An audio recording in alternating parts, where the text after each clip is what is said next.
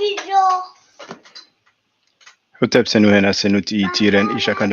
hope you're doing well.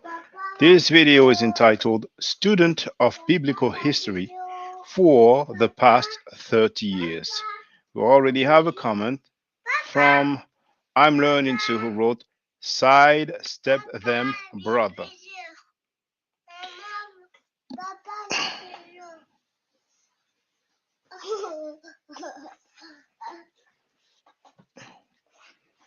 Dis haute tête.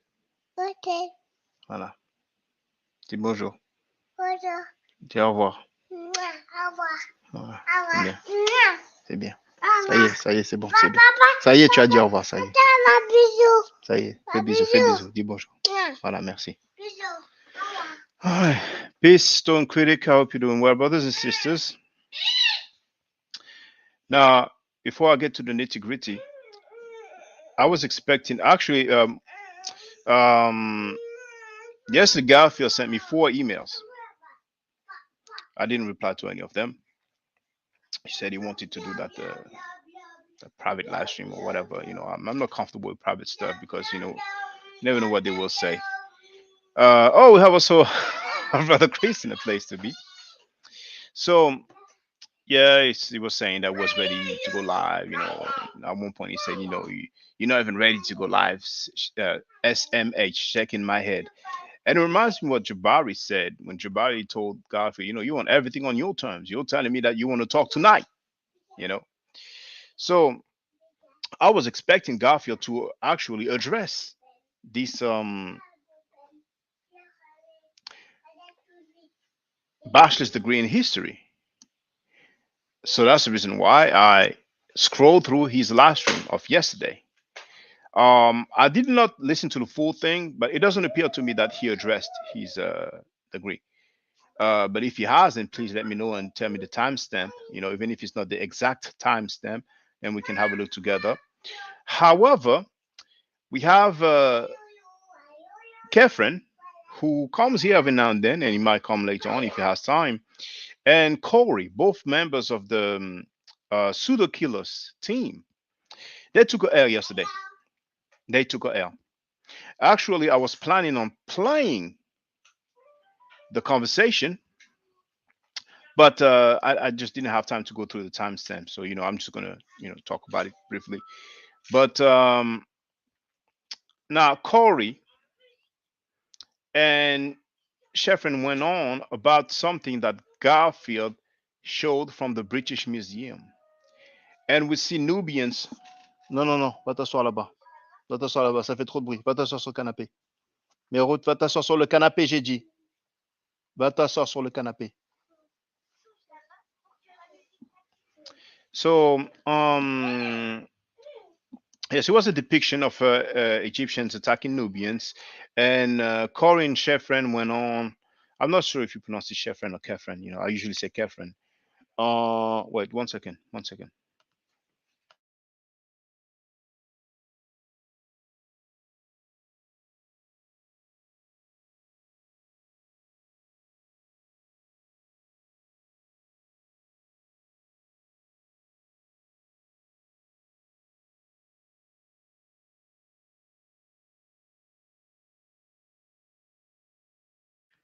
I'm sure that me being a father of 2 has helped me having more patience, because back then my patience was not the same as it is now.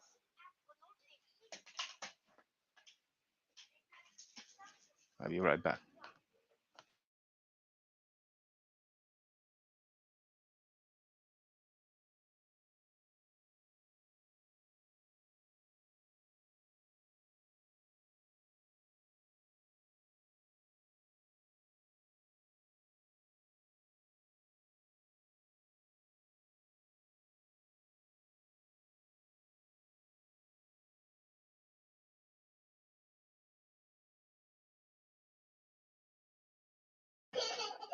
Okay. So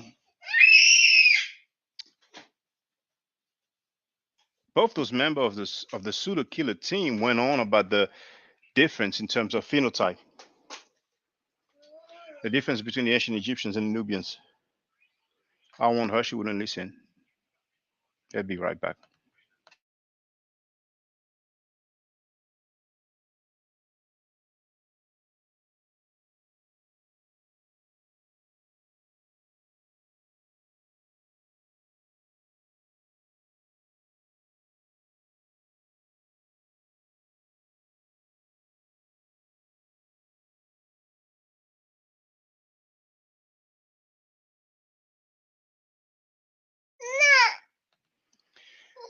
All right, we'll manage.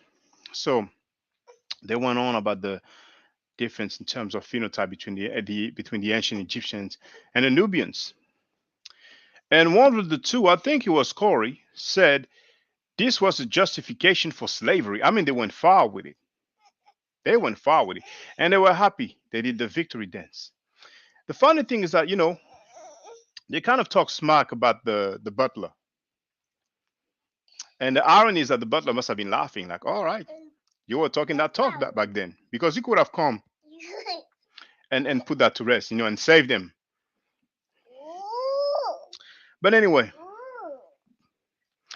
somebody, I don't know if he's from the UK, somebody called him at one point and asked the host to go online and look for the tomb of Ramses III.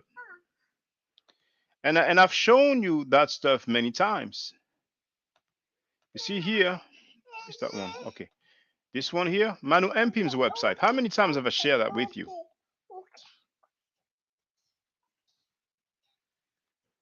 Tomb of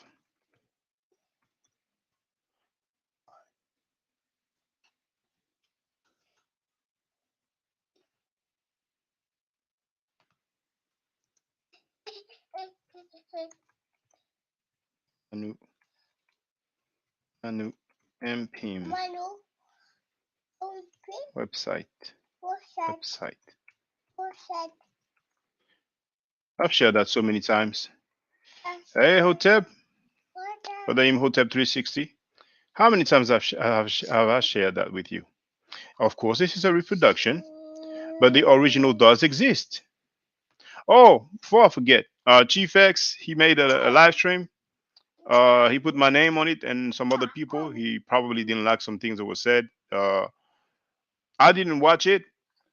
I told Chief X that he was welcome to get on the platform, but when he left his statement that said "lol," no response, huh, which is not really clear or precise, I understood. Okay, he just wants some views. He just wants some clouds, and so I take it as a compliment that he uses my name for cloud for views. So knock yourself out. If you want to do that, go ahead. Um, he's always welcome to get here, and we can do this directly rather than do it by proxy. I suspected when he insisted about me subscribing to his account. I mean, some of you heard the conversation. Some of you have noted that it was strange and even funny. So do your thing, but so when I actually addressed his statement, because for those who don't know, he claimed that the ancient Egyptians were Caucasians. From pre-dynastic time until today, the modern Egyptians are the ancient Egyptians. That's what he said. So, more power to him. Everybody has a right to be pseudo. And I made a video and I said we can discuss it. And I showed the Theban mapping project. So on the Theban mapping project, you can see the original. As a matter of fact, in the link that I have shared, attention, on the link that I have shared, j'arrive. On the link that I have shared, um, which is Manu Mpim's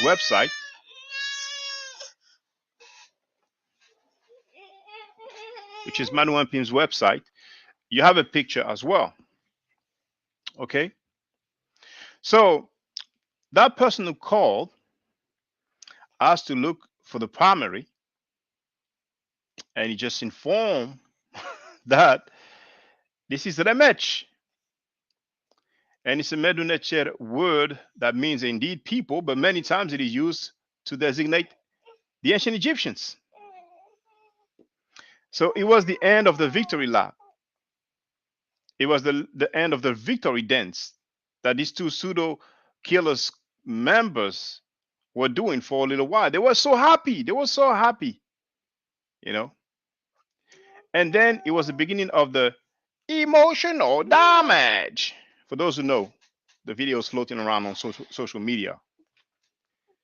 It was the start. Sheffrin was like, no, it can't be. I don't understand. Explain this to me. Now,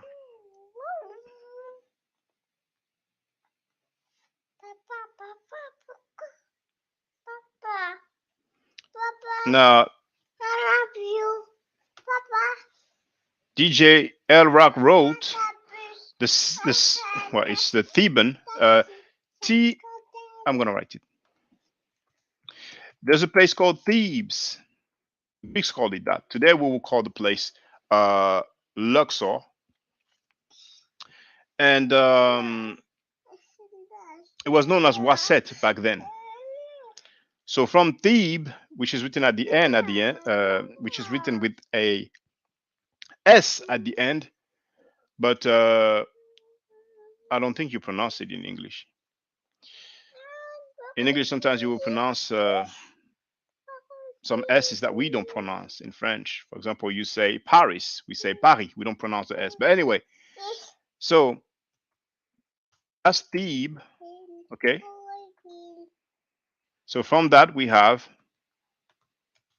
Theban, and then mapping, and then, if I remember correctly, it's project, okay? But Theban mapping something, I've shared it already. So you can use that tool and look at different tombs, pictures from different tombs. You also have other tools where you have like a 3D view and so on, you know. So DJ L Rock wrote this, well, the Theban mapping project had an error. That's what the controversy was. Kefren was trying to bring up. No, I heard the conversation. Sheffrin even said that he heard some explanation before, but there must have been some misunderstanding. And Sheffrin kept saying, no, that's Nubian. Even at the end, don't listen to what this N was saying. That was a Nubian, so he couldn't take it. He just couldn't take the information. You see? And they were rejoicing for like, damn, over half an hour for sure. C'est quoi ton problème? C'est quoi ton problème? So it's a good thing. Oh, here's Black Egyptian. Is that you who called in? Because I was a username. Are you the brother who called yesterday?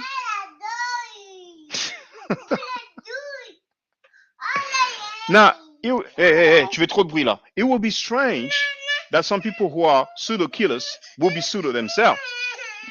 It will be strange. Wait.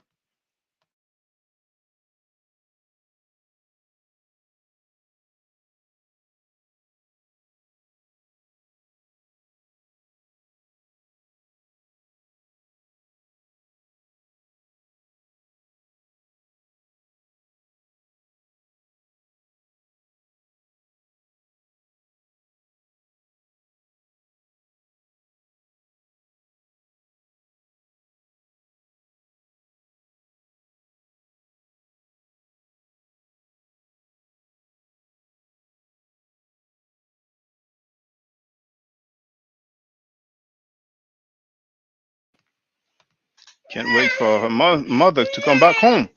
We both work full time. We're not supported being pseudos, being liars, being plagiarizers. But life is unfair sometimes. So Black Egyptian says, yes, it was me. So now let me show you a little some. Now, this is Raymond O. Faulkner's Concise Dictionary of Middle Egyptian, and this is page 149. And here we have the word remech. Now it's a particular spelling because for those who are familiar with the Medu-Neter, the M sound does not appear. We have the R sound and the Ch sound. Okay, the mouth and the chord. And we are told man. This is Amana, like some reference, you know, from some Amana monuments or documents. Let's say document. Plural, man, mankind, and then you have some other reference when you can find this attestation. And here you have Egyptians, and there you have some places where you can find that word, and that means that stands for Egyptians. You see?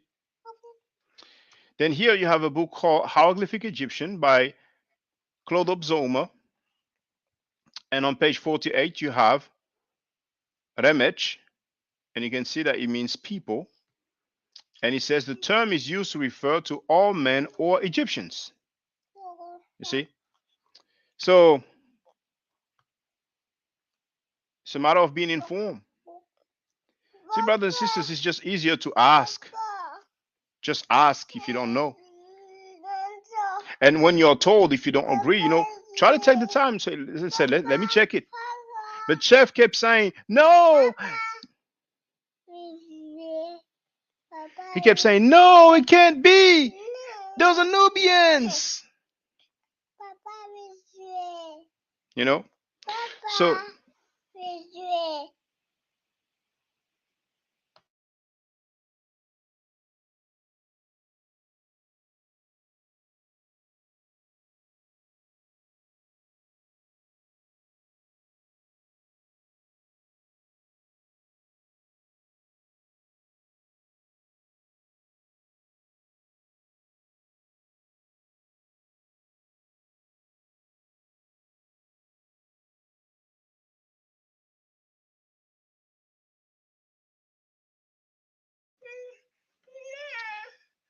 So Black Egyptian wrote a lot of I'm sorry, a lot of misinformation said by Corey and Chef last night could be easily debunked with a simple demonstration, and we have to call them to the front of the class to make sure they comprehend.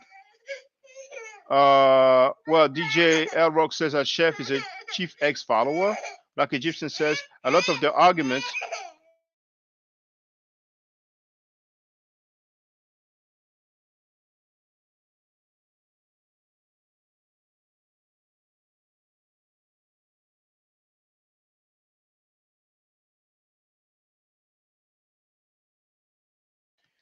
Black Egyptian wrote a lot of their argument have already been debunked, so we just keep going in circles.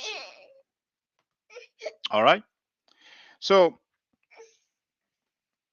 Chief X surprised me because all through he was like, no, it can't be, no, it can't be, it can't be, it can't be. So can you imagine, brothers and sisters, the reaction of Europeans when they come across stuff like that? Then Chef was asking, what do they say about it? What is the description they say about it? He even stated that some scholars have some other description for it. If I'm not mistaken, I think he said that some scholars describe it um, as Nubians. Please show us. Please show us. Now, brothers and sisters, I've shown you the Theban mapping project, but you see, those things it's not fly. Those things not fly. What brothers and sisters like, that's what they like. You know, that's what they like to hear. They like to hear. I don't believe in old Egyptian gods. I don't believe in that stuff. I wasn't even taught that bullshit, right? I'm the one who bangs against the Comedics. I bang against them, and they see, that's what they like. That's fly. You know, some information. You know, what I'm saying, no, they prefer statement like this. Allah, and this is where I would disagree with Brother Shaka, is actually in the Egyptian text. That's Garfield's master teacher. You know, Allah is in the Egyptian text. What else did he say about Allah? The God Allah is an indigenous African god. Allah is an indigenous African god. Hebrews, you know, saying come from and who they are specifically. You know, because based upon my research, these are African people. Hebrews are African people. This is still Garfield's master teacher. This is how we know that the Hebrews, first of all, you got to understand that Hebrew is an African language. Hebrew is an African language. This is still Garfield's master teacher. Then when you do a linguistic analysis, you understand that the Hebrew language is cognate with the Yoruba language. The Hebrew language is cognate with the Yoruba language. This is still Garfield's master teacher. And when he mentioned linguistic analysis, check out this great linguistic analysis about the English word fly. Fly in English is the same word, except we don't have the um, prefix sound in there in the word fly. And so the word, the phoneme R is now L in English, and the P sound is F, in English. It's just simply the word. It's a very old word. It's all in Indo-European, is in every African language. So there you have it. That's what people like. They like stuff like that. They like to hear that Heru is Greek, for example. Yeah. I mean, his pharaoh could have been a Greek, but I don't. Well, I tell you what, Heru was Greek. Yeah. Really? Yeah, because one of the stories of Heru being conceived is during the Greek time period. So you see that's what the conscious community people claim to be anti-pseudo. That's what they like, And we went through the Theban mapping project together. Some people want to sleep on my videos is fine, but that would have saved Corey and especially Sheffrin because Corey, he bounced at one point. He was like, "Oh, I might as well bounce." There you go. Voila. Oh, mama. He bounced, and Sheffrin was like, "It can't be. These are Nubians. Emotional damage." That will save you these damages, these emotional damages, because I've shown you, brothers and sisters, that they describe the Nubians, but the Egyptians, they did not mention them. How convenient.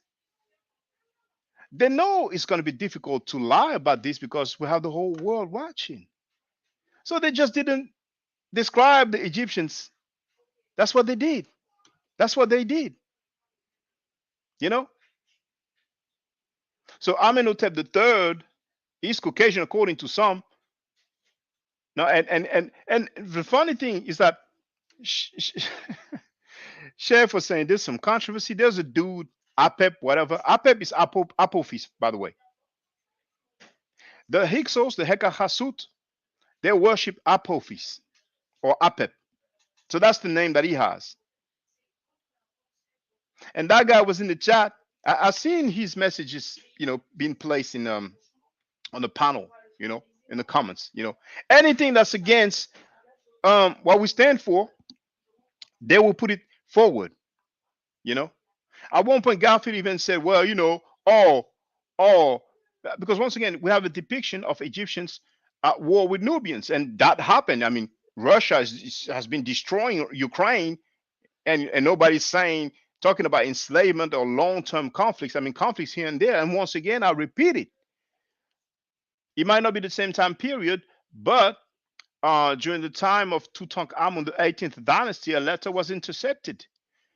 I hope I didn't make a mistake when I said 18th dynasty, but the letter from an Asiatic writing to the Nubian and proposing to go against Kemet was intercepted. And that's one of the reasons, probably the main reason why at one point they went and put a smackdown on the Nubians. You understand what I'm saying? But I think probably Garfield wanted to use that footage for the debate, just like Wesley Muhammad did when he showed that box, which is located in the Cairo Museum, that I've seen from my own eyes when I went there a decade ago. And on that box, we have like Tutankhamun on his horse attacking the Nubians. But Wesley Muhammad was very careful not to show the other side of the same artifact where we have the same scene, and this time it's Tutankhamun and either by himself or his army on his horse attacking the Asiatics. How convenient! And Wesley Muhammad made parallel with slavery, because I think we have dogs as well. Maybe not slavery, but the 60s, the civil rights struggle, because you can see dogs also against the Nubians, and he blew it up. And I'm talking about the debate with Natural Tahuti, who is currently incarcerated. So probably Garfield wanted to do that shock effect, You have the NOI, you know, they shot men and women point blank in the head. They killed babies. The smallest baby, they didn't shoot him. They didn't shoot the smallest baby. They had mercy. They drowned the baby. Who's gonna say, you know, black on black crime? You know what I'm saying? So some people want to equate the sub-Saharan slave trade or transatlantic slave trade with the conflict between the Egyptians and the Nubians. And Garfield at one point said, "Oh, okay, when it's the Muslim that does it, you know, but when it's the Egyptian that what?" You see that their logic. We have 19 people online, by the way. Some people are probably not happy because I was told there's only 10 people who come to my live. Then there we go, 20 now. You know.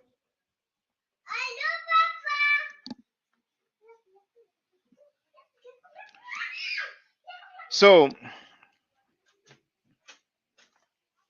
why do you think, brothers and sisters, Cheikh Diop used that depiction for the cover of his magnum opus, Nation et Culture? Once again, you have a shorter version in English, which is African Origin of Civilization, Myth or Reality. How many times have I told you that, brothers and sisters? 1954, brothers and sisters. Even the butler, who's 30 years deep of 70 in coffee, I don't even know if he was around then. I mean, I can make the calculation because he told us his age.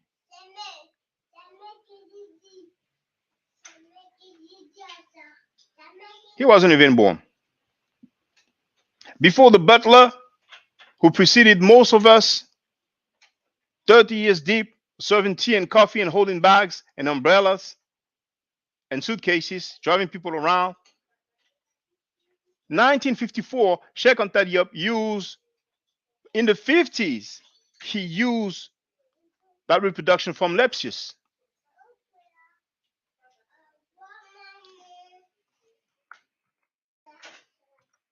And on the left, 1977, Diop's book about the relationship between ancient Egyptian language and African languages. Once again, that's what we have on the cover, the reproduction. And the original is available. And on the right, you have the same book, but this time published by the University Cheikh Anta Diop in Senegal, Dakar, the capital city. And we have the same ones. Some things are just inconvenient. So this APEP guy, you know, he started talking about this is wrong. There's an error. I mean, I've made some screen prints of his messages.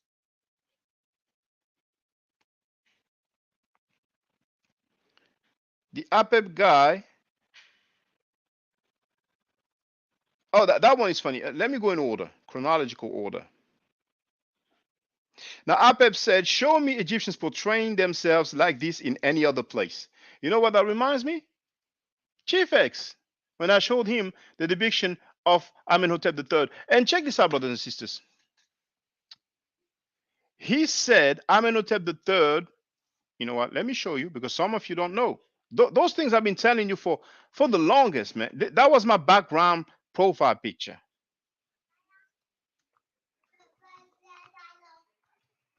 As a matter of fact, I think I'm going to change my background profile to it again. So, where is it? Damn, I don't like when it does that. What's the name of that stuff again? I forgot the name of that software. I will go through the comments, you know, no rush. What is it called again? It's okay, never mind. I'm gonna unshare this.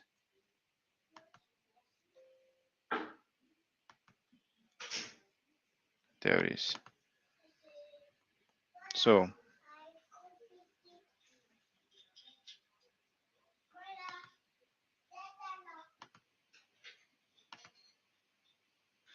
there it is. So probably has changed now. There it is. Now on the stream, how is it? There it is. Amenhotep III, Akhenaten's father, Tutankhamun's father.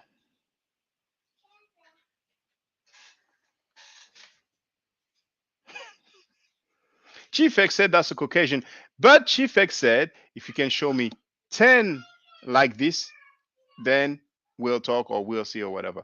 If it's Caucasian, why does he want 10 like this? Because deep inside he knows, oh, it doesn't look, it doesn't really look like a Caucasian. Is that right reasoning that I'm making right now, brothers and sisters? Is that right? And I've played the conversation already when we had the butler who rejoiced and said I was lying about Diop wanted to do the melanin test, the melanin that Diop wanted melanin samples. And then I read General History of Africa, Volume 2, and Cheikh Diop himself said that he asked for 2 years for 1 millimeter square of royal mummies. And he asked the Cairo Museum, and for 2 years, yeah, he even wrote that he begged. They wouldn't give it to him. So the butler made a fool of himself. And yesterday he had an opportunity to see other people making a fool of themselves. It was a real bad look for both Corey and Chef. Chef went on until the end. No, it can't be. Those are Nubians. Now, brothers and sisters, haven't I told you about Champollion, Jean-Francois Champollion, the guy who deciphered the hieroglyphs? Didn't I tell you, didn't I read his quote from his own writing when he described what he saw in the tombs? At first, he said, oh, we can see the distinction between the Egyptians and the Nubians. And then later on, when he saw some more paintings from the walls on the tombs, then he said, oh, well, the ancient Egyptians or the Egyptians and the Nubians are, and the Africans are portrayed the same, which could not be otherwise. And he went on to say that the Indo-European real savages, with tattoos and stuff like that, he says, I'm ashamed to say that that's us. And he said, at least he shows us how far we've gone. Who's going to say that Champollion was Afrocentric? You know what Sheffrin said yesterday? Oh, that's some Afrocentric bush. Several times. He couldn't fathom this information, which is not even rocket science, not brand new. I mean, we've been knowing that. But as we are progressing, then people can get a better understanding. See, the brother of Pan-African Designs and Power, he was trying to, I heard it. He was trying to defend the culture. You know what I'm saying? He tried the best he could, But then the brother, what's the brother's name? Black Egyptian. See, when you have the knowledge, all it took is, can you go there? And the brother who has a bachelor's degree in history, he seemed to struggle a little bit, to put up this stuff. But hey, yeah, I'm gonna make no accusation. He got there in the end. You know what I'm saying? He got there in the end. Where? So, yeah. Can you put that? Can you put that up? There it is. Damage. That's it. And yeah, about probably an hour, maybe more. Victory dance. There it is. You see, we can see the difference between the Egyptians and the Nubians, and look how they treated the Nubians. You know what I'm saying? This. What was the word he used? The justification for slavery. You see how far they went, and their world was shattered and crushed over one artifact. That is, as the butler couldn't. I mean, there's some limits to it. You know what I'm saying? And he took several L's. But even if he didn't take those L's, I expect you would have said, yeah, that's what it means. I don't understand, Reg. I don't understand. But the other day when we spoke, you told me it's not what you told me. You need to explain to me. Explain. There's a bad look. So I don't know why people will call themselves pseudo-killers and they get online and they act pseudo. Because after the brother was told, he still maintained, no, those are Nubians. Don't listen to these N-words.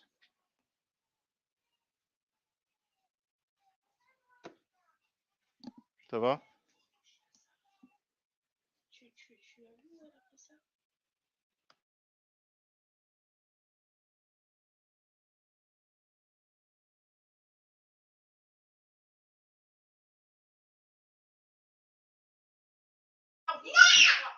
So before I read the comments, yeah, I've shown that from Diop. Now let me go through the comments and then we can deal with the book.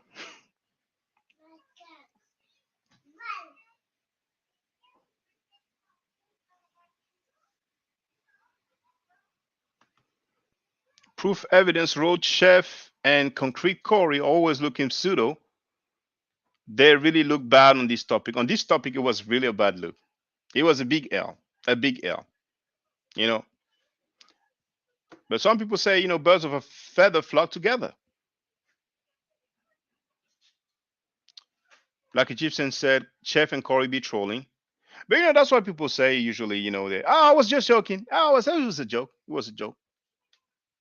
But until they were busted, in their inaccuracy, they seem mighty serious to me. Um oh yeah, I almost forgot. That Apep dude. He said, okay, so show me Egyptians portraying themselves like this in any other place.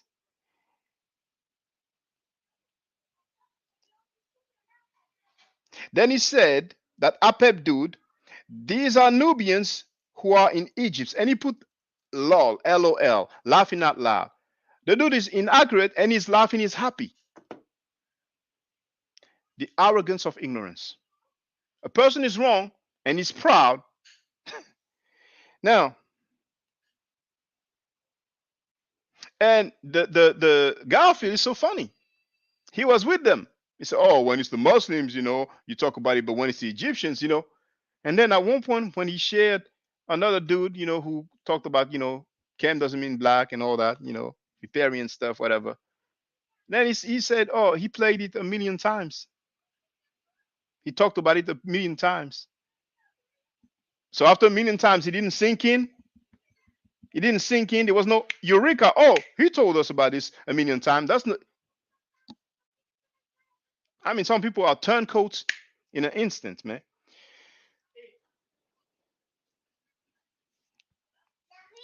Then Apep wrote, "This is an anomaly." Then Apep wrote, "It's been proven that the people who did the tomb made a mistake." So now that Apep dude, he actually said that the people who did the tomb made a mistake. I mean, damn, where does he get that from?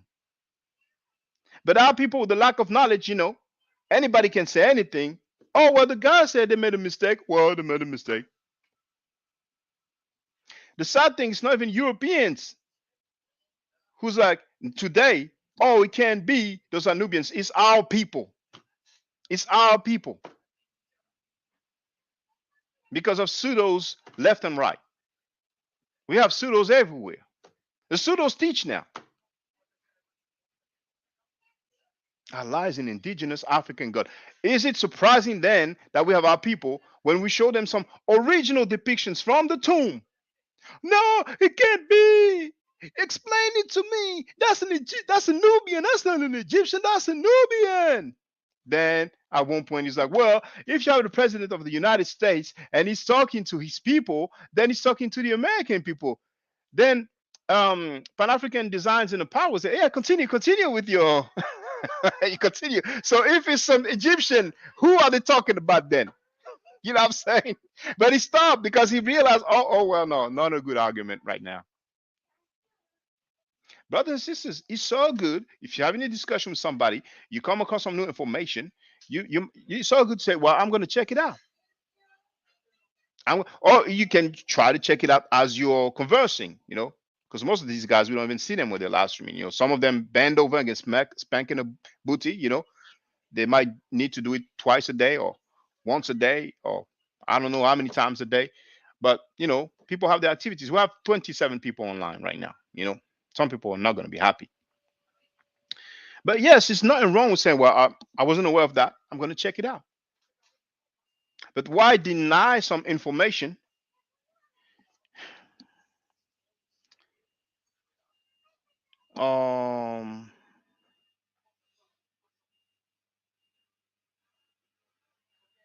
Then Apep wrote, Egyptians made mistakes also. This has been proven many times that this was a mistake anomaly. Mistake well, he meant to write anomaly. He literally wrote in parentheses ANOMLY. The dude says he's been proven that it's a mistake. Proven by who? Who said it's a mistake? Brothers and sisters, it's time to get serious. It's time to get serious. Today, I completed my registration. I'm not saying anything more. But those who take the mental nature classes, some of them, not all of them, I told them what's up. It's time to get serious. We have tools at our disposal. You can start with the mental nature. We shouldn't be here talking about Allah is in the Egyptian text and Allah is in indigenous African God and Hebrew is coordinated with Yoruba. We shouldn't be on that level. It's 2022. That's like the 60s level. That's the 80s level.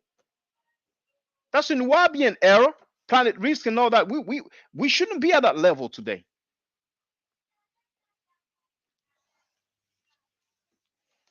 Let me go through the comments, man. It's just sad, man. It's just real sad, man. Okay.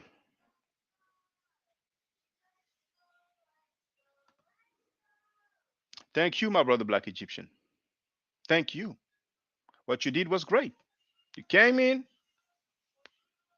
cool, calm, and collected. You were very patient with the host struggling to show the depiction. You know, it's not everybody has that patience. And then say, there it is, damage. We need more brothers and sisters like that. People, Kemet and Ma'at, before Judaism, Christianity, and Islam. What do I say at the end? When I speak from the heart, it wasn't scripted. I didn't have a text that I read. We all have a voice. We might as well use it. So thank you, my brother. Are you from the UK? Where are you from? Proof Evidence wrote, Corey and Chef are not qualified to speak on Kemet. Well, you know, I wouldn't say that. I wouldn't say that. You know, we have many tools to learn. My issue is now, once again, Corey bounced. Corey was like, you know, doesn't look too good there. I'm going to do a Usain Bolt, going to do a quick run, and I'm out of the conversation. But Chef was like, no, it can't be. Explain it to me. I don't understand. That's not what you told me. It's not. Don't listen to them. That's being in denial. So if black people act like that, can you imagine how Europeans will act? No. What's up, Jafar? Salute. Corey felt the heat and got out of there and let his boy Chef to the wolves. So, I mean, he sensed that, you know, the narrative is going to change. Pan-African Designs and a Power wrote, I was on the show too. Corey and Sheffrin are playing dumb to keep us arguing in circles.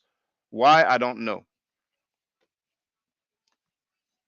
DJ is saluting Pan-African Designs. We have James Power. What's up, Elder?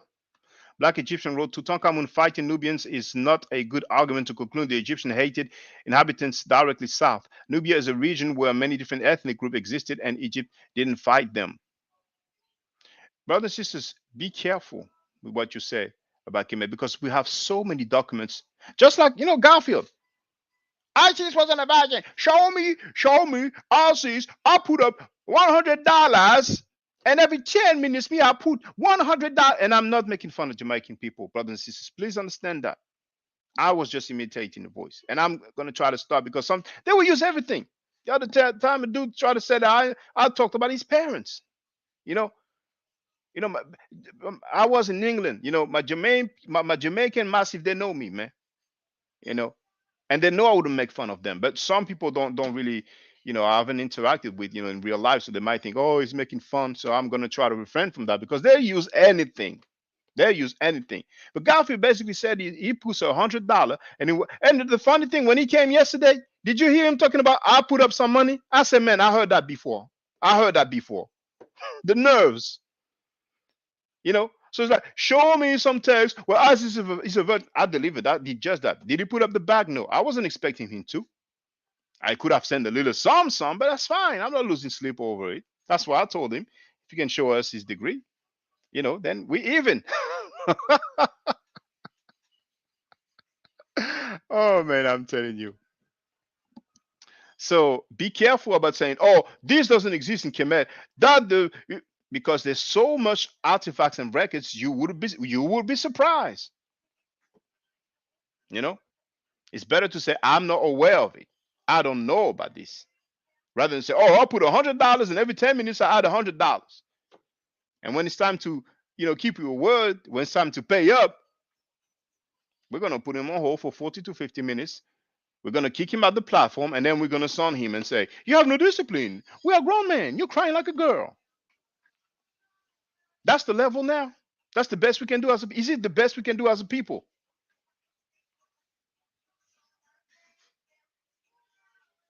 The people want to have teachings that says that Africans are living a jungle life and black means death. Now let me show you, just so it's done. Just so it's done. Just so it's done. What's the name of the video?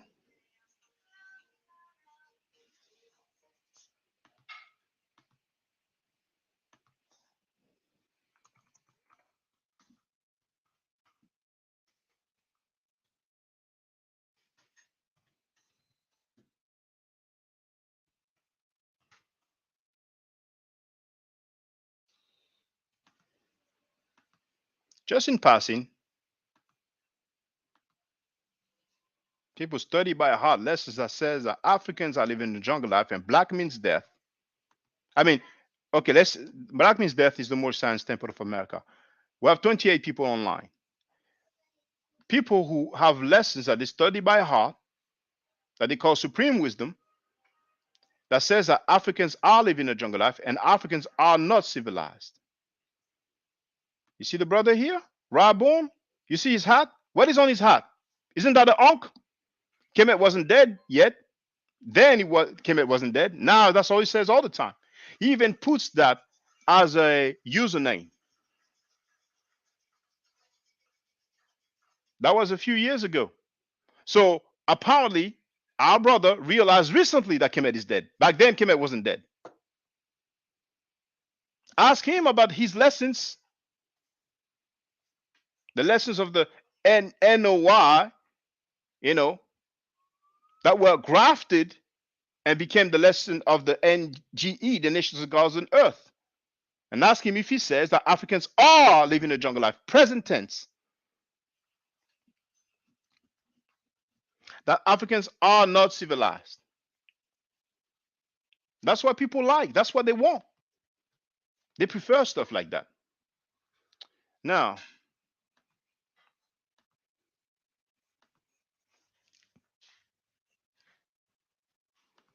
all Taneta is in Nubia and Egypt only had good sentiments about them. Nubian is a muddy word. We have our brother Netaneb who wrote excellent. Netaneb, I have completed my registration, but I never told you actually. But I'm just happy. I'm gonna start soon. It's time to get serious, my brother. You know.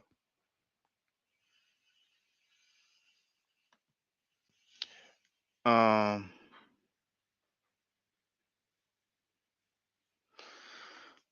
I don't even need to read that, man. You know. Netaneb says no errors. Tony Macaroni. You have some creative names, brothers and sisters. Chief X over there spelling lies again this morning. Like I said, I take it as a compliment when he uses my name so he can get views.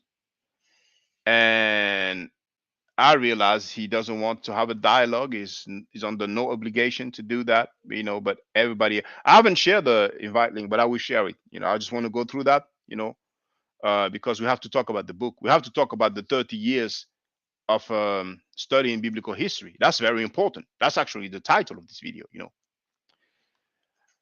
Nedeneb says, I have inscription to show that the Remech depicted as Nehesu is accurate.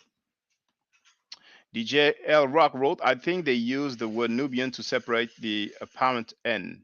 I don't know what the N stands for there. Nubians are Kemet. Nedneb says. Tony Macaroni says DJ L Rock, yeah, Nubian makes the conversation go all over the place. Some critic wrote the Butler Law sounds better than Coffee Boy. I don't recall saying Coffee Boy, but maybe I say, you know what I'm saying, it's better than saying F you. Nejaneb says Nubians is a nomenclature. Simply, Nubians are part of the 42 states of Kemet and are Egyptians. And you probably heard that Tasseti, the land of the Baal, is the first nome or Sepat. They don't talk about that too much, do they? Of course, they will talk about the 25th dynasty when the Kushite kings went up and gained control of ancient Egypt. Oh, yes. Oh, yes, they will talk about that. But the tomb of Ramesses and the nations of people, races of people, they don't talk about it that much, do they? Tony Macaroni wrote, they never show the Nubian rulers in Lower Kemet during intermediate periods. I'll share the link in a bit, And Nebu says he will share some data once I okay, fine, no problem at all. Now, Reggie did set the record straight. It is correct. With great pleasure, apparently. And once again, the irony is that Corey and Shepard, particularly Corey, was kind of condescending and arrogant towards Reggie, so Reggie had his revenge there. And it's a life lesson. It's a life lesson, you know what I'm saying? At one point, Chef asked something to Reg, and Reg said, no, I'm not helping you. All that time, I'm sure Reg was there listening like, all right, you guys were talking slick earlier now. You go ahead now. Proof says they were not joking. DJ Rock wrote, and Brother Onk was the one who originally setting the record straight yesterday. Rebel That Sounds wrote, Apep is an Arab troll who said he's an Anatolian farmer.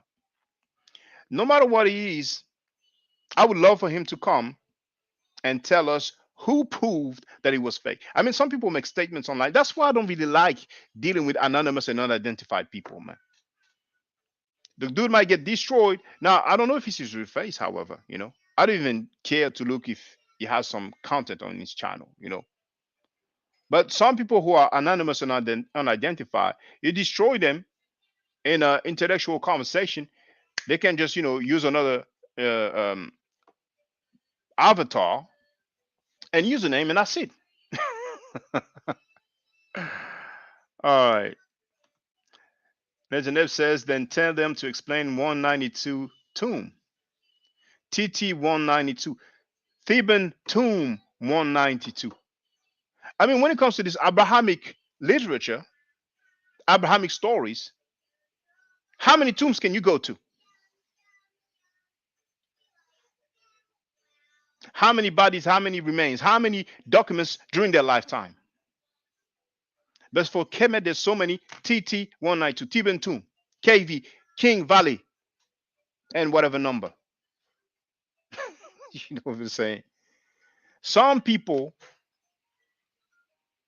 like Jafar says, payola. Some people are probably on some payroll, man. They have a lot of energy and a lot of time to deter our people from being interested about Kemet. We have 28 people online. We'll see if we reach 30. I guess when I address the book, which should be shortly, we will reach 30. Oh, funny thing, 30 years of studying biblical history. So with 30 subscribers, it will be good. It will be cool. I ain't going to get into metaphysics. I'm just saying. Abdul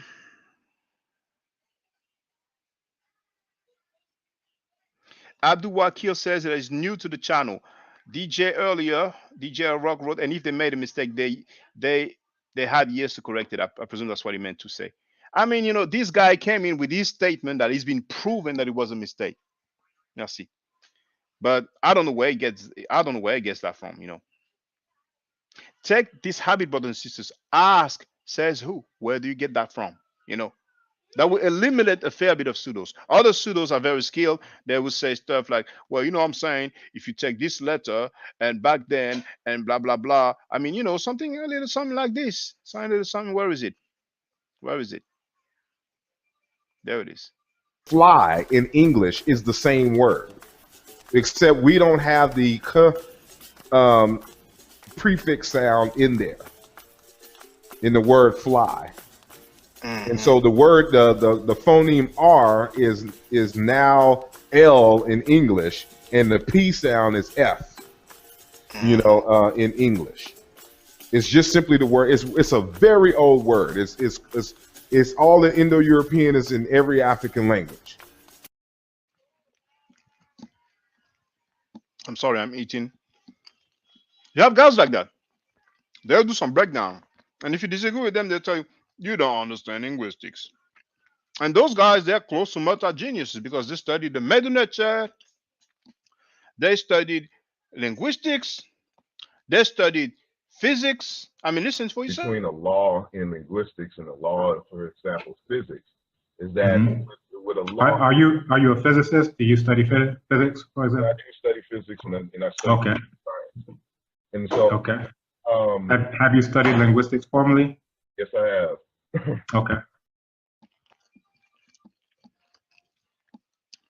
I actually studied physics and I studied computer science. So he studied computer science, that he has some degree in, Medunature, physics, linguistics. We have some other geniuses in the community, man. Anyway, so welcome to you, Abdul Wakir. Brothers and sisters, hit that like button if you don't mind. Hit the notification bell. We're going to deal with the book of the brother who has 30 years of studying biblical history.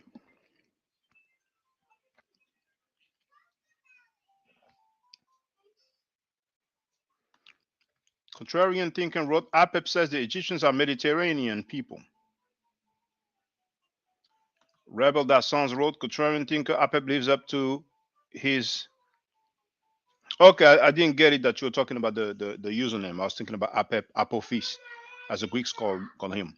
I mean, if you know that guy, get him to holler here, and let's see if he can holler here. Those guys, they know where to go. So Osamka wrote, Ma'at had to punish his man. Who did I punish? Who's my man that I punish? Peace to you, Osamka. Hotep sent in. And he said, peace to the chat. All right, now let's deal with the book now. Let's deal with the book now. We are going to deal with the book right now. Everything crisp, brethren. Wagwan, wapen, all that good stuff. If you had your dumplings, belly full, you can chill, observe.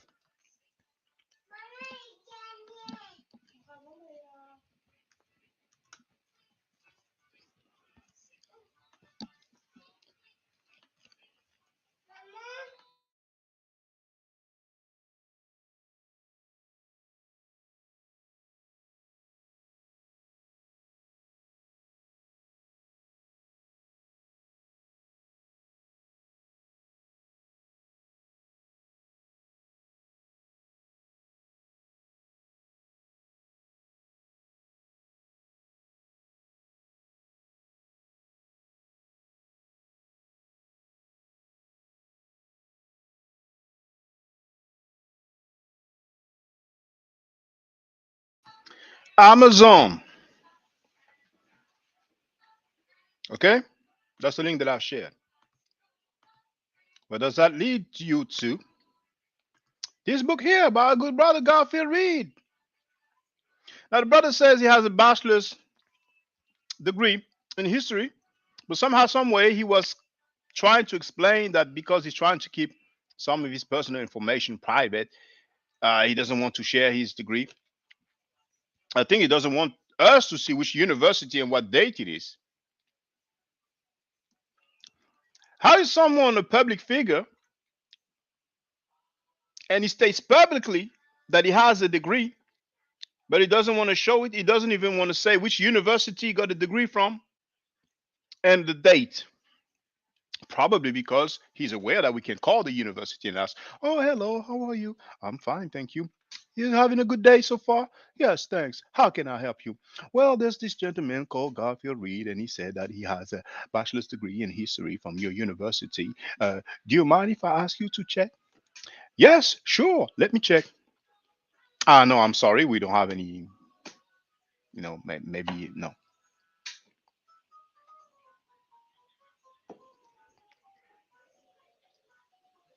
That's a possibility. So when you go down,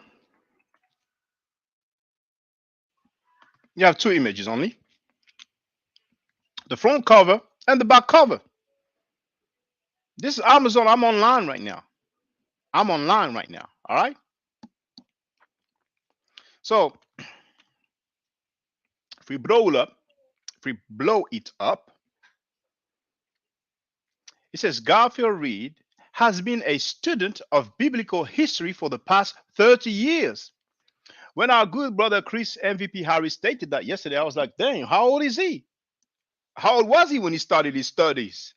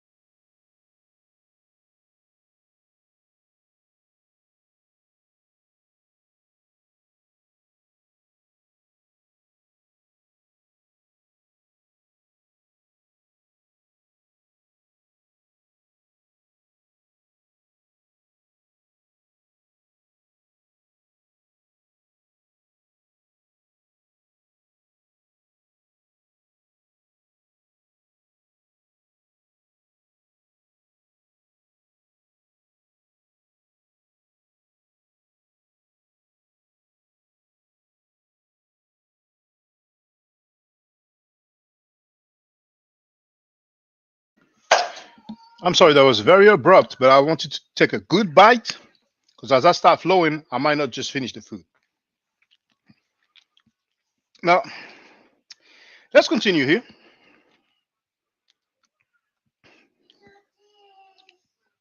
So, once again, the first sentence. The first sentence Garfield Reed has been a student of biblical history for the past 30 years. Not only he is a well-known public figure in the conscious community, he is an independent researcher who began to question the probity of the Bible and its content as a teenager. While attending LaGuardia Community College, he analyzed his religious beliefs and explored other options leading him to leave the Christian faith. Now, after 4 long years, he's completed volume one of the misconceptions and misinformation of the Black Hebrew Israelites, hoping to enlighten believers and non believers alike. My greatest inspiration for putting this book together stems from my childhood. I was baptized in the Calvary Gospel Assembly Church over 30 years ago at the age of 9 or 10. From that very moment, all I wanted to know was, is it true? Whether or not Jesus existed wasn't a concern of mine. I just wanted to know God. Who is it that I am praying to? Who is this God? I believed in a book and I didn't know why I believed it. Garfield Reed. Then we have the topics in the book, which include, oh,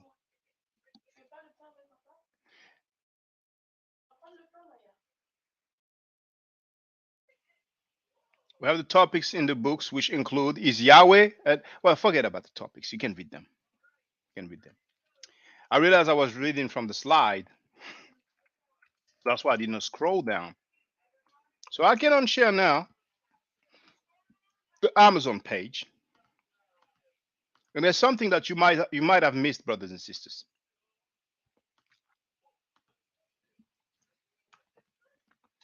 So, in the back cover of Garfield's book, it says that Garfield Reed has been a student of biblical history for the past 30 years.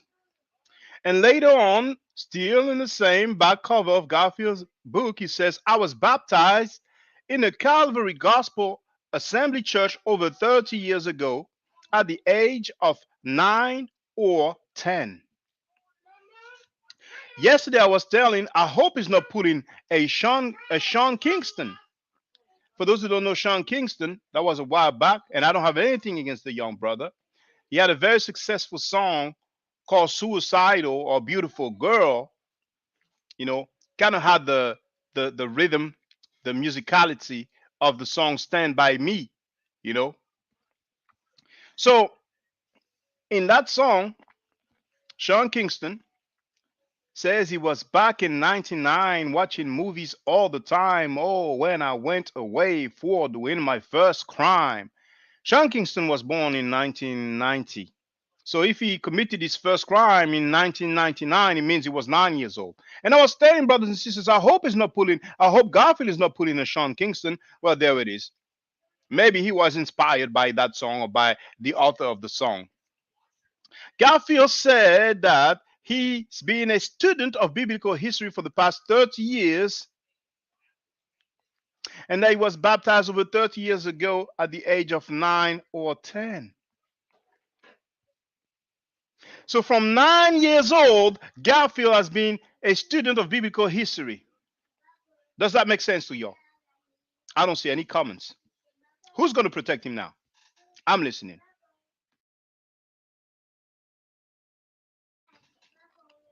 At 9, 10 years old, I was playing basketball. I was playing football. I was playing table tennis. I was playing video games, Nintendo, Sega. Like Biggie says in the song Juicy. Super Nintendo, Sega Genesis. That's what I was doing. But Garfield, he's different. Paid in full movie reference. He's different. His body different. His breathing different. At 9 years old, mind you, it says 9 or 10. Which people do you know tell you I was baptized at 9 or 10 years old? Could there be two different identities? Hey, people get wherever they get to by the way they get to it. You know, I'm Haitian. My parents are born in Haiti. So, you know, we find ways to move. But usually we have an official identity. I'm just saying. Usually we have an official identity. We don't play on 2 or more identities, you know. But it's okay. Maybe he just doesn't remember if it was 9 or 10. But from 9 years old, our brother has been studying, he's been a student of biblical history. From 9 years old. How about you, brothers and sisters? I mean, what was Albert Einstein doing at 9 years old? The genius Stephen Hawkins. What was he doing at 9 years old? Neil deGrasse Tyson. What was he doing at 9 years old?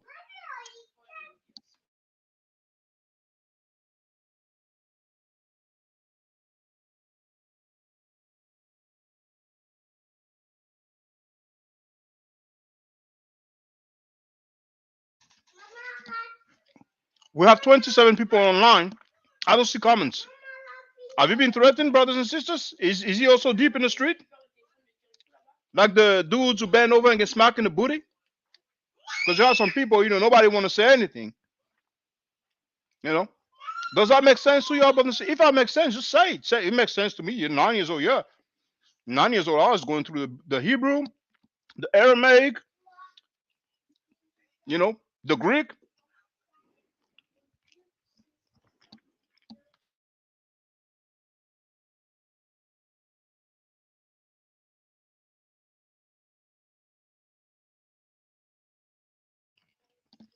Thank you, Big. He wrote, I'm not defending, but I started reading a children's Bible at 5 and a regular Bible by 8. I'm just saying. Now, I love your message. I'm glad you wrote it. The brother wrote, I started reading. He didn't write. I was a student of biblical history since I was 5 years old. There's a huge difference. There's a huge difference.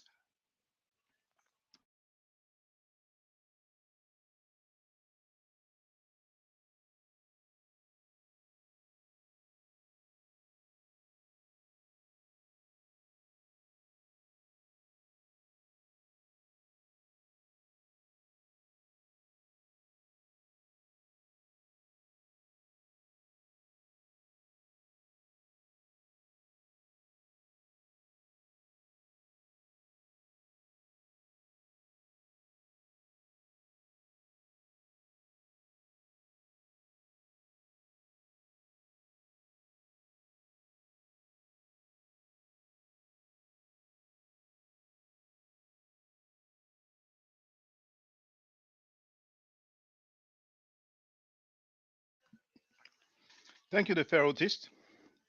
Great live yesterday. It was awesome. Now, since when reading the Bible is being a student of biblical history? That's kind of an exaggeration, isn't it? You know? Since when an author has a bachelor's degree or whatever degree, but is not going to mention it on his book. However, he's going to mention going to some community college. I don't know why some brothers were trying to protect him yesterday. They might know some stuff I don't know.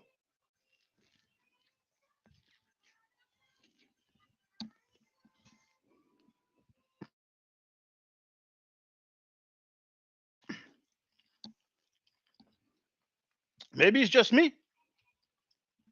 I only had one comment about the fact that the dude claimed that he's been a student of biblical history for the past 30 years. And that was big scumming. And we have 27 people online. So it looks like we might have like 25 Garfielites or Garfield maniacs.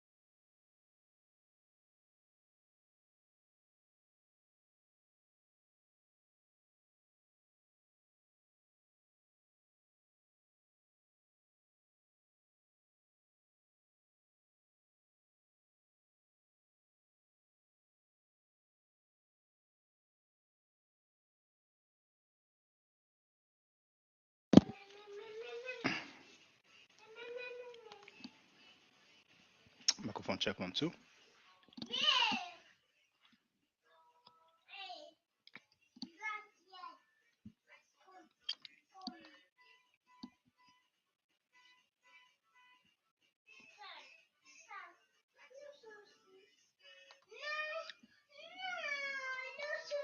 Big wrote, that's definitely not the same as studying biblical history. Yeah, I know that. But our people, man, they're going to say it's a misunderstanding.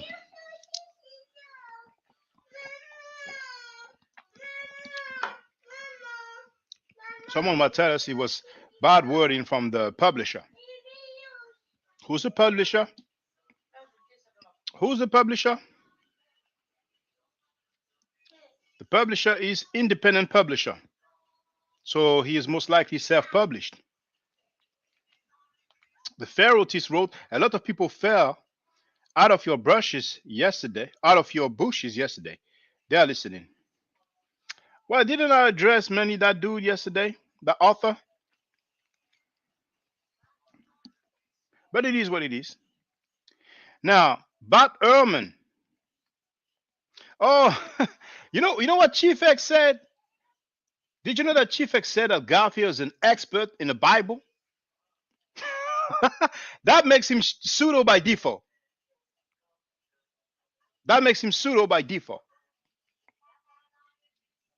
But the Ehrman is an expert in the Bible, not Garfield Reed. Let's be serious.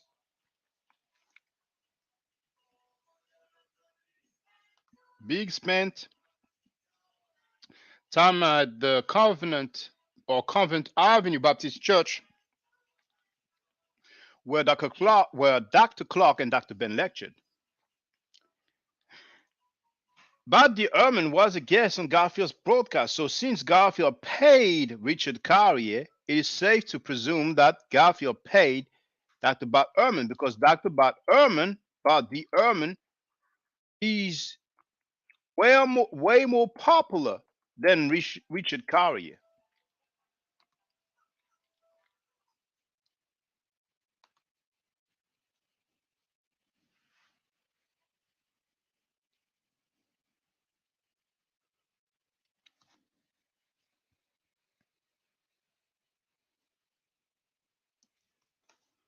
When you go on Dr. Bart Ehrman's website,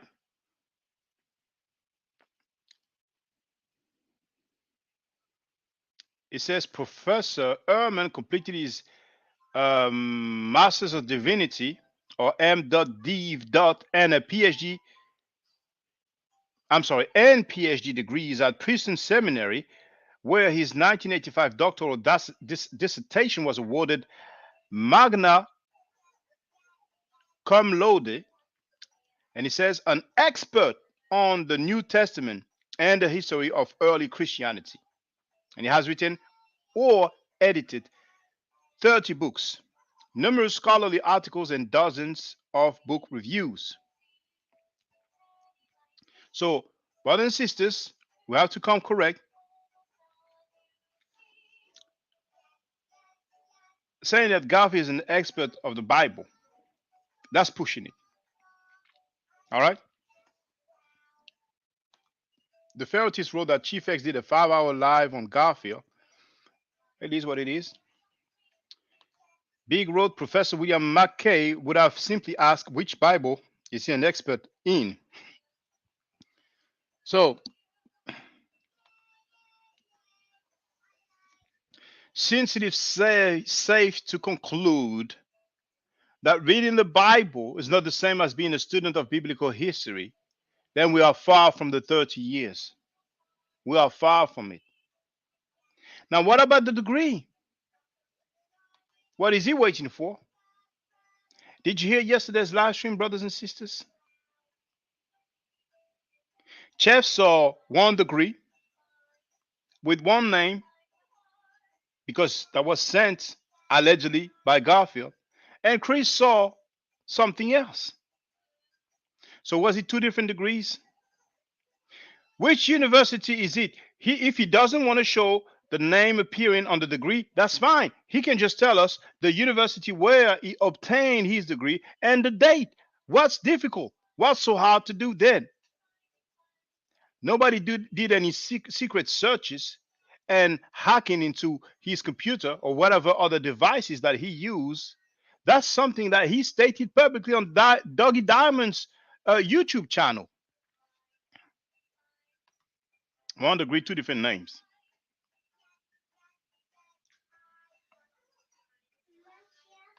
It just doesn't add up. But apparently, y'all fine with that. You don't see anything wrong with that. You know what I'm saying? Maybe I have more pseudos in attendance. You know what I'm saying? Or do you like that?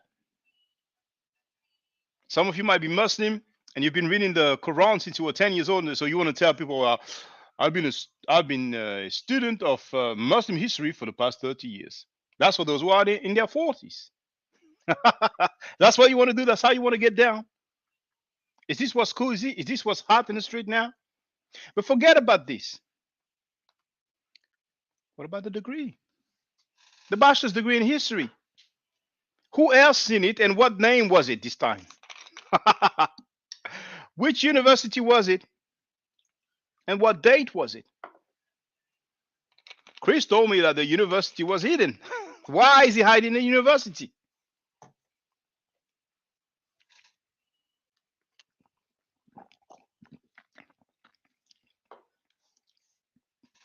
Big said, stop banging on people with a Photoshop degree. It's time for me to open up the line. Time for me to open up the lines.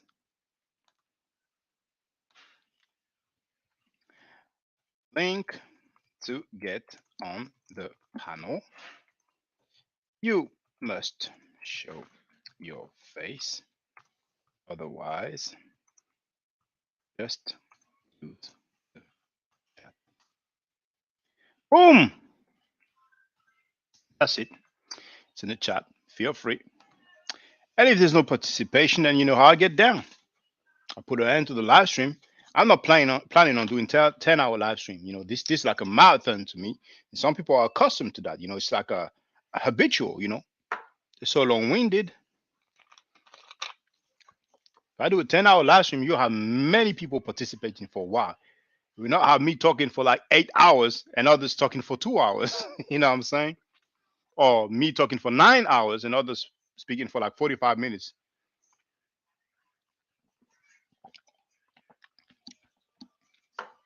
So you are welcome, brothers and sisters. If you know the APEP dude, he can holler.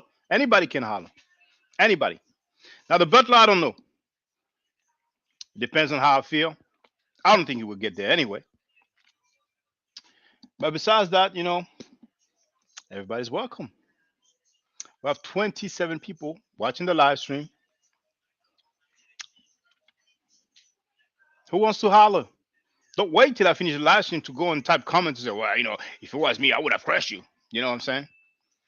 We have our brother Entertaining and Debate Programming Network, Hotep Sen E.T. and Sebait Medunecher. So, 28 people online. What is it going to be? Is this how you get down, brothers and sisters? You also have some fictional degrees and you have 30 years of studying. That's a bad look for us as a people. I don't even see how people can go on this type of platforms where individuals rejoice about showing some depiction, you know, that shows some alleged distinction between the Nubians and Egyptians, and then rejoicing over, oh, they went against the Nubians. So it's the, what was the word again? I forgot the word they used, but regarding slavery. But anyway, Grandma Imhotep, welcome. Yeah, family, peace, love, and light. Give thanks, give thanks. You know, I've been tracking the reasoning and the sequence of events.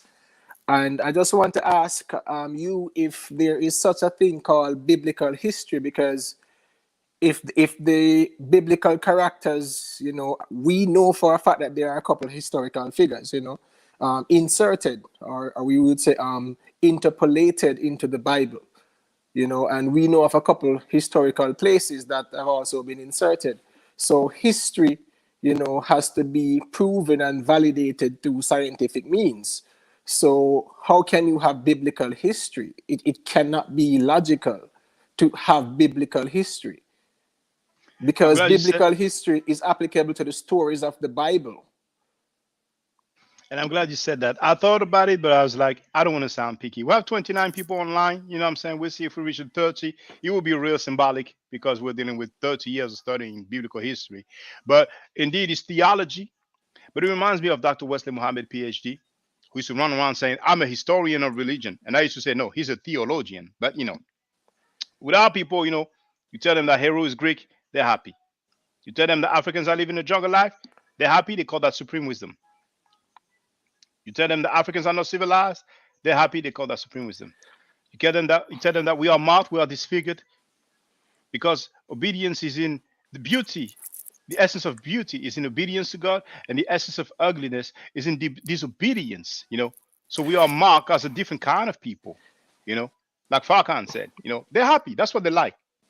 Yeah, family. And I am not here to question the credibility of his claims. That's not me. I am here to question the credibility of the subject matter. You get what I'm saying? Like biblical history, you cannot have something like that. It's a farce. It's a farce. And a lot of these things were created to validate people and places for certain agendas. And we know that. Right now, you have people digging up the Sinai, just trying to find something to tie it into to Moses, to say, oh, here's the Exodus, so they can validate things. We know that. So I'm saying the Bible is all about mythology. It never said it was a history book. It's like saying, go Yes. ahead, brother. No, go ahead. Go ahead. I'm sorry. So it's like saying history of science fiction. But Correct. we have 32 people, so we have passed, the 30. And if we want to get metaphysical, then when he's going to reach 33, that's the age of Jesus before he died. And we know how dear Jesus is to some of us. And here's the example. Come on, bro. Why you can't be balanced for one day? Jesus. Oh, man. And then he calls for help from Jesus. He's not a Christian. He's calling for help from Jesus. That's just for the record. But feel free, brother. Feel free to add on if you ask any questions. Yeah, I mean, okay, I'm sorry. yes. I'm sorry. Can I ask you? Yes. What is your stance about? I don't know. Did you follow the conversation about the degree when the brother called in and basically was saying, I use my middle name and whatever. I don't want people to know. Yes, I mean, yeah, I was observing you guys yesterday. I know, I saw that, and I'm just saying for whatever reasons, I don't know, right? It's totally irrelevant to me. I am just here to talk about the substance of the argument, and not the person or the character. You get what I'm saying? The substance of the argument, the same way how we have seen their attack on, Kemet, and to say it's Eurocentric civilization, blah, blah, blah. Like that's where my position is, like something being called biblical history. Because in order for there to be biblical history, the characters in the Bible have to be historical figures. And we're talking about the main characters. I'm not talking about Cyrus the Great. We know he was a historical figure. You get what I'm saying? But I'm just saying, like, the main characters from Abraham. Abraham was never an historical figure. Cannot be proven. Cannot. Even the Bible itself says it is an allegory. And nobody spends the time to study what allegories are. It simply means that there are stories that convey a hidden meaning or a metaphysical meaning. That's what an allegory is. And the Bible itself says that in Galatians 4 verse 24, that Abraham was allegorical. So we know that Abraham wasn't an historical figure. And if Abraham wasn't historical, then you cannot even talk about no Isaac, no Jacob, no 12 tribe thing either. It's all mythology. But they will forever talk about them. And I'm talking about the followers of this belief system, because they go by faith. They don't go by science. They go by faith. And some people like to say, well, the absence of evidence is not the evidence of absence. Others like to say, well, prove to me that he didn't exist. We don't prove that something didn't exist.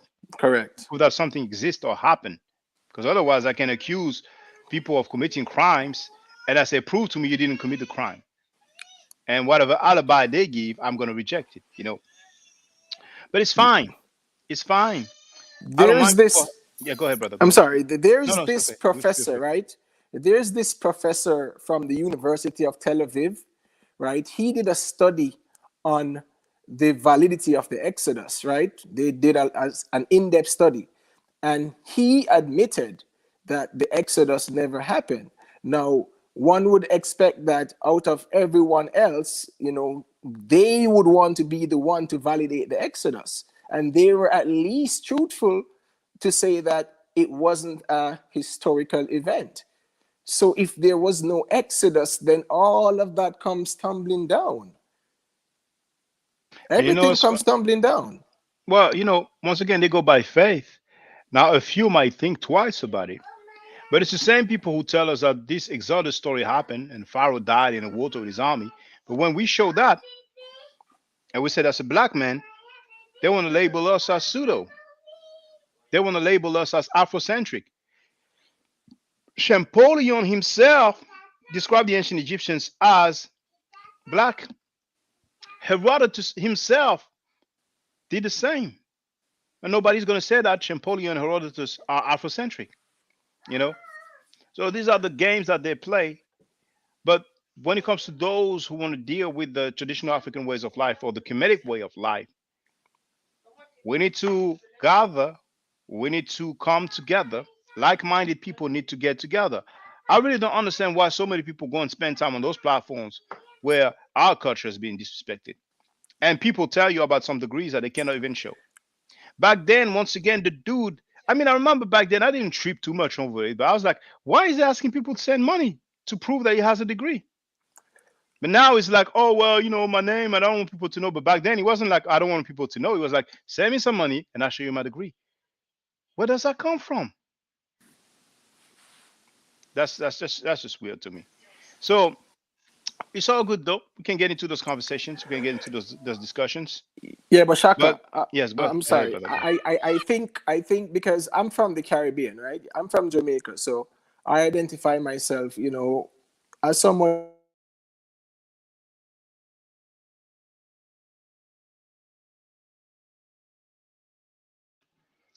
I don't know if you can hear me, but your screen is frozen and we no longer hear you. So I think you got disconnected. So if you can hear me, feel free to come back to log out and come back. But I expect the brother will come back. I think he's going to realize that he lost a connection. Sometimes it can be frozen like that, but the person is already out. So we'll wait for our brother to come back. In the meantime, Big wrote that there's an article in Ha Eretz about the non-historical events of the Exodus. And DJ L Rock wrote, well, Garfield says the 12 tribes don't exist, but Jesus does. Can you hear me, brother? Yes, I'm sorry about that. Oh, I'm no at problem. work. I'm using my phone, so a call just Yeah, came in and it kind of, yeah. triggered. So But yes, feel free. Your screen is frozen, but we can hear you well, so feel free. okay. So what I'm saying is that Oh, bad luck. If you can hear me, I think it's best for you to log out and come back because right now we no longer hear you. Oh, I hear some sound now. Okay. Yeah, it's going to be best, I think.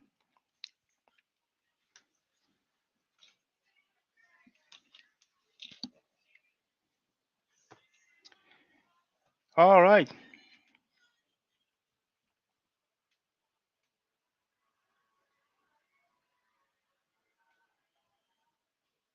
Two different names, two for one university. Oh, for the record,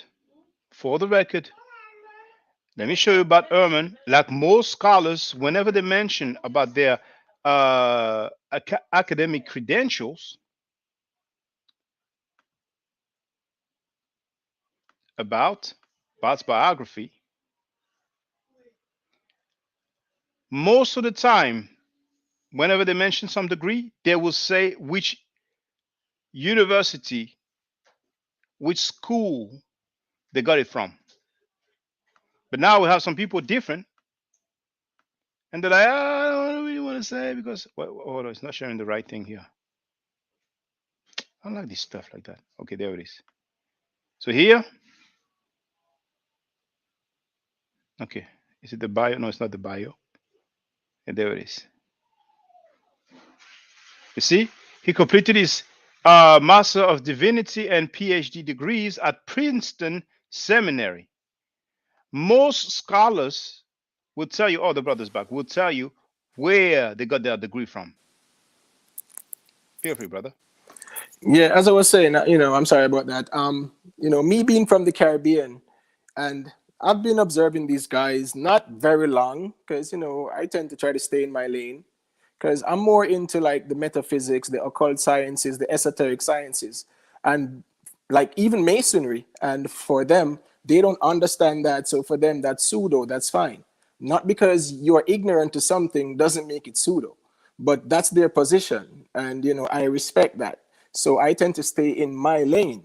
But what I'm saying is, how are you going to claim something that is not even logical? Like biblical history is not even logical. I'm not here to, attack the character. I'm just saying, even in academia, we have to challenge that as well, because there's no such thing as no biblical history.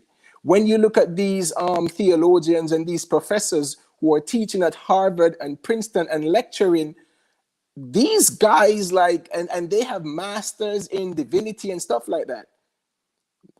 That's easy for them to get. It's not rocket science. It's not. So I am just saying that even that concept of biblical history, it's nonsense. It's illogical. Well, I hear you, but a lot of them will actually focus on those historical characters mentioned in their literature, and they will build on that. So they will say But we have some folklore, we have, yeah, but we but if still they have. speak about, so they're going to speak about, they can't speak about a Jesus because that's not a historical character. That character that they're talking about, that we're talking about the character, right? Was born of a virgin, had to flee to Egypt, and came back at 12 years old, went missing for 18 years, started back at 30 years old, died 33 years, or was crucified. That character was never an historical figure. That cannot be proven. Never. Mm. And we Th- can That's pick our, and that's choose. that's our stance. It's not their stance. They I believe he understand existed. that, but we Yeah, have to use logic. We have to use logic and science to challenge the arguments. That's how it should be. but they don't go with science. They go with faith. That's the Yeah, belief. That's the word. core of their belief. They believe. If you believe Jesus Christ is your Lord and Savior, then you will be saved. That's the main thing of Christianity. You know, that's the main thing. So they're gonna keep doing their thing.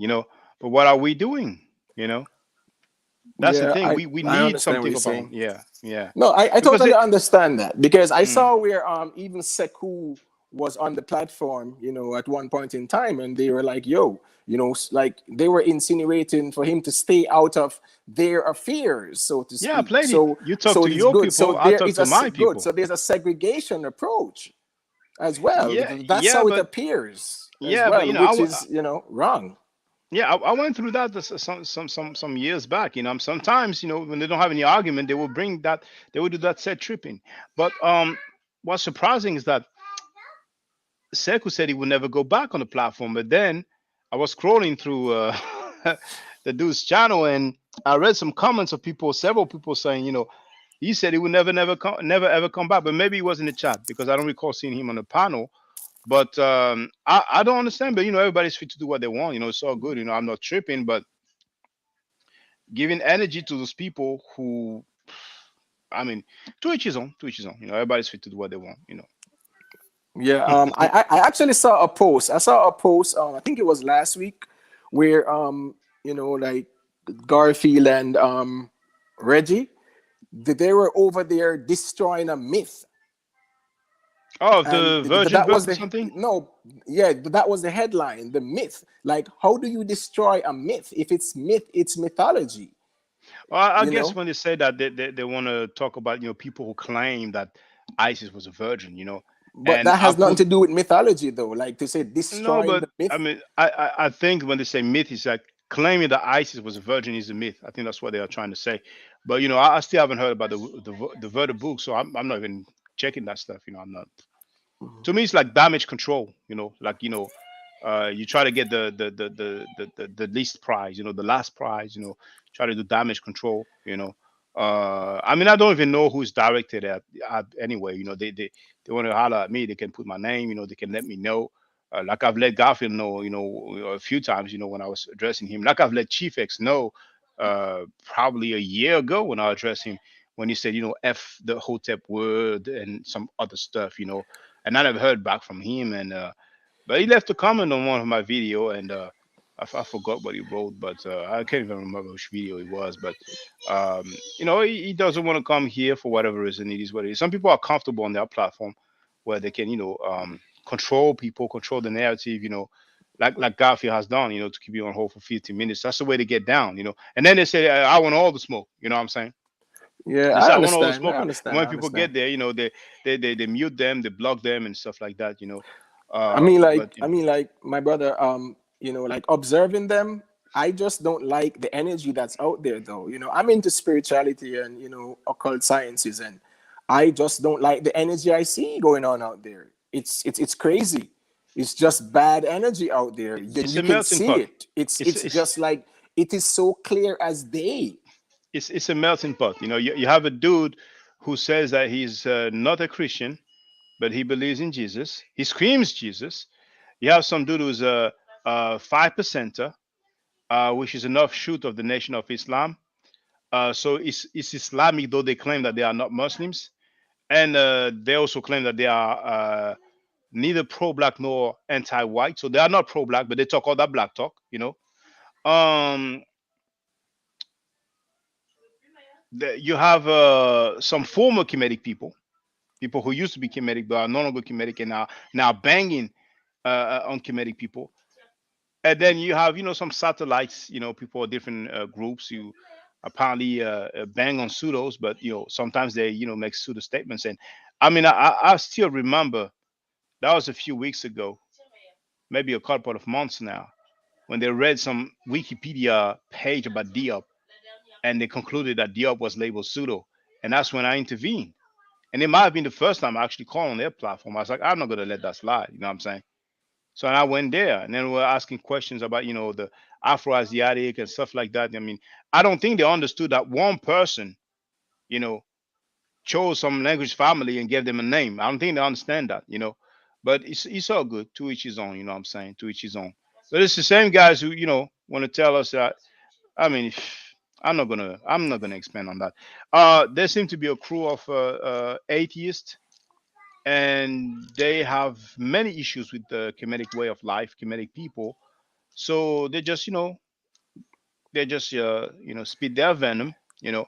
And I think there's a little bit of jealousy as well, because Yeah, because what's yeah. their issue? What's their issue? I don't think no one has ever asked them what's their issue with even the Black Kemetic community or the Afrocentric Oh, Kemetic they're from community. West Africa. Now we know from Kemet, we're from West Africa, But once I again, like I mean, said it's the before, African yeah, continent. It's the African continent. You look they're at set tripping, brother. They're set you tripping. you look at modern day Sudan, right? And that's where they would call Kush in times of antiquity, right? Now, Right. Sudan borders with modern day Egypt. Now, notwithstanding about the European borders that were, superimposed during colonialism and the scramble for Africa, like you can still see the demographic. Now, how can you challenge or push a narrative to say that the Egyptians were not black people, but the Sudanese, who they border with right now, are jet black people? You're talking about even black people are in Egypt. You have They, black people in Libya, and Egypt borders with Libya. You have the Tuareg and those people, and they, you they have will black people in Libya. they will make the distinction between the Nubians and the Egyptians, like they have tried to do yesterday. They were, rejoicing until the brother, black Egyptian, came and set the record straight. So, if you ask them if the rapper slash actor Ludacris is black, they will tell you yes. I'm sure they will tell you yes. But that guy behind, Amenhotep the third, for strange reason, he's not black. You know what I'm saying? So I mean, at one point, he just defies logic. He just defies logic, and even people who deal with Mother Nature, they stated that. You know what I'm saying? The Ujau dude, the Asahimo fake, they both stated. I'll leave it there, man. But I heard Ujau was saying the ancient Egyptians were not black. I heard him say that. He might say, "Oh no, I didn't say. I put it." I ain't gonna go through this 10 hour live stream to put that, but I heard him say that. Now the fake linguist, he worded it differently, but he basically said, on the walls they're not black and blah blah blah. And even the Reggie Butler, after I spoke with Chief X, he was kind of alluding to that, like, I want to talk about the skin color and stuff like that. So I mean, those guys. At the end of the day, that's the problem when you have an agenda. That's the problem because you want to suit your agenda and use anything at your disposal. But if you deal in a scientific manner and you look at the data and then you come to a conclusion. I mean, it's uh, all these things here that I'm documenting, that I have documented. Um, it just shows the level of the so-called conscious community. I mean, back then, Blog Talk Radio, we couldn't show any visual. We just had a chat. I don't even remember if the links were clickable. I think you could copy and paste them. I don't even recall if the links were clickable. But now, we don't even necessarily need to prepare the video excerpts and have them just like I have for a few people. We can go directly online on YouTube and go to certain timestamps. So now it's very helpful, but it takes time. It's time confusing. I'm sorry, time confusing. It's time consuming to go through all these videos and show the quotes, but it has its purpose. But I'm not planning on doing that for the rest of my life. You don't need to quote pseudos 10,000 times. You can quote one or two of their claims, and you're like, okay, they are in the pseudo category. Next, you know what I'm saying? Who wants it? Because a Yeah, lot of people want the smoke. So I kind of address a few people, and I don't take pride at that. We're just having conversation. But in the long term, I want to continue, with the books, with the meta nature, and everything else I'm doing on the side. And understand. always lament that we have so many Kemetic warriors and soldiers, you know, and ultimately they are mainly in the chat. But when it's time to take it further, they are not there. But For me, for yeah, me go ahead, brother. personally, Shaka, you know, like I observe the debate environment. It's like a bellicose, very combative environment. Like you can say something which is incorrect, and your opponent will not say this is incorrect. This person, they will attack you and say you're a fraud, you're a liar, and it's just negative. For me, I think a debate should be surrounded by some form of intellectual balance where you can correct your opponent and say that is incorrect rather than attacking the character of the person. That's where, for me, it turns me off from these guys. It's very aggressive. It's a lot of ego being expressed as well, and you see it.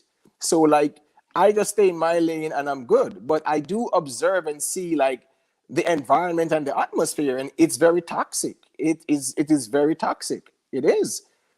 And this is the so-called conscious community. It's And there is backstabbing, there is infighting. It just doesn't look good. Like our ancestors, like at least it wasn't like that with Dr. Ben and them guys. It wasn't that bad for sure. Yeah, and it's sad when you think back and you think like back then it was better with the music. A lot of people say that. The people in the 60s, 70s, and even 80s, the music was very, very positive. Now we know it is cliche, but it's a reality. A lot of profanity, talking about narcotics, talking about illegal activities, weapons, alcohol, and designer clothes, and tobacco, and I mean very negative words, very explicit, very sexualized. But back then, they had some very nice and positive songs, and it plays a part as well. When we look at the artifacts from Kemet, the writing, a lot of time when you like, we see the decline up to the time of the late period, the Greco-Roman period, And with the scholarship also, back in the days, we had a lot of scholars who actually earned their degrees, and indeed, then they knew how to carry themselves, and we would have some nice discussion slash presentation. But now we have just like what happened yesterday with Corey and Chef. They were so happy that, oh, look at this, the Nubians, Egyptians are separated, they're not the same, they're not depicted the same, and this is the what was the word that he used? He said this was the something for slavery, justification. That was a justification for slavery. I mean, those guys have such a disdain for Kemet that they will go as far as saying that. And then when some people tell them, look, this is Lemech, that's actually Egyptians, which is once again not rocket science, but people are so busy. I mean, dealing with these things. I mean, we've been saying it for the longest, and I've showed the book cover of Diop, 1954.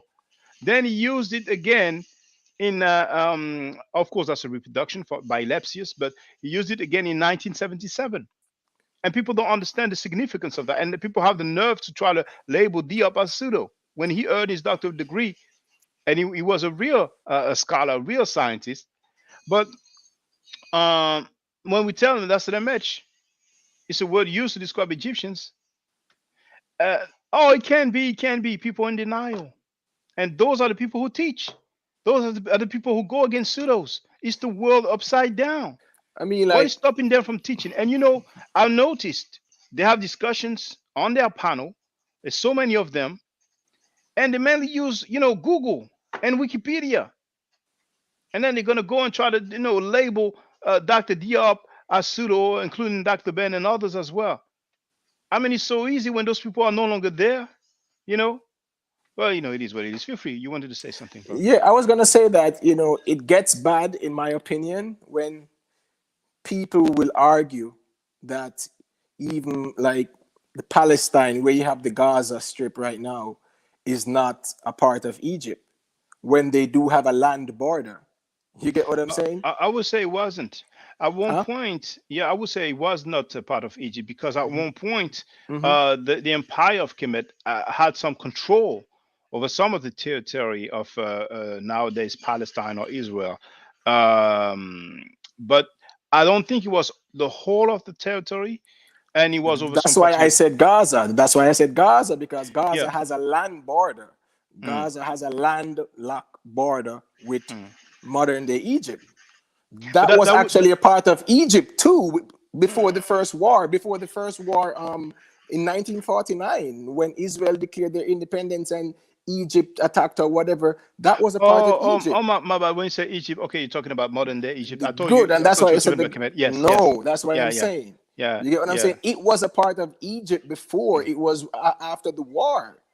Mm. They actually took the Gaza and put it into Palestine, so to speak. Well, are you sure Gaza is it more the Sinai, the Sinai? Gaza, no, Gaza borders has a land border with Egypt. Okay. All right. As a Yeah, land border, there's a yeah. fence, there's a Okay. wall that Mm, separates Gaza from mm, Egypt. And that's the reason why, whenever there's an issue, you will hear them asking about opening the Gaza crossing. There's a mm. crossing from Gaza into Egypt. So All they right. have a landlocked border, and these guys will argue these things and not even study the basics of it. But they will say that the people who are in Gaza now are the people who were there in biblical times, or say 3,000 years ago or 4,000 years ago. That's how they will argue, which is insane. But I'm gonna run, fam. I mean, I'm in the chat, so give thanks. Yeah. Thanks for calling. I appreciate that, brother. No problem, family. All right. So, brothers and sisters, we have 21 people online. Apparently, we have mainly Garfield maniacs. Those people who like to bang on Kemet. They're very quiet when I'm live streaming. They wait till I finish, and then. But it's all good. If some people want to get on the panel, then seize this opportunity. I've been live streaming for an hour and 56 minutes, so I don't mind if I cut it. If I put an end to this live stream, but I'm giving the opportunity to someone. I've seen there's some new people there. If you want to, come and say what's up, I don't mind. Even if you feel like it's off topic, because for those who don't know, whenever I'm live streaming, any topic can be addressed. Something that I've said yesterday, 2 days ago, 10 years ago, we can address anything. Even if you disagree with me, we can talk about it. It's fine. We're not on the rah-rah stuff. But I don't mind if people want to say what's up. I like what you're doing. Keep up the good work. What I'm saying? It doesn't have to be only about the information. But I think that over the years, the information that I've presented was probably just a bit, I don't want to say too advanced, but maybe too technical for the average brother and sister out of the community. I've realized how much our people love presentation with pictures, whether it's accurate or fictional or not. They love stuff like that. You know what I'm saying? You just go through it and stuff like that. When you want to deal with, some ancient language, you're not really too much into that.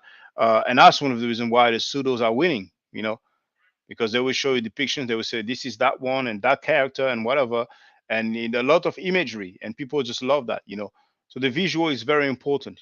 It's very important. I mean, we have plenty of visual from Kemet, but people don't care about it. Because it's not fly. It's not hip. It's not jiggy. People are still into this Abrahamic belief system. If you validate the Abrahamic belief system, people will like you. You know what I'm saying? People will appreciate you because they are under that spell. They are under that spell indeed. And to them, that's the main way to go. But some people don't see it the same way. But what are we going to do? We can do live streams for days.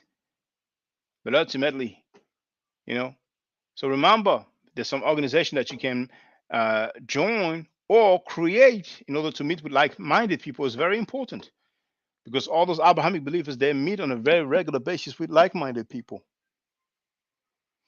And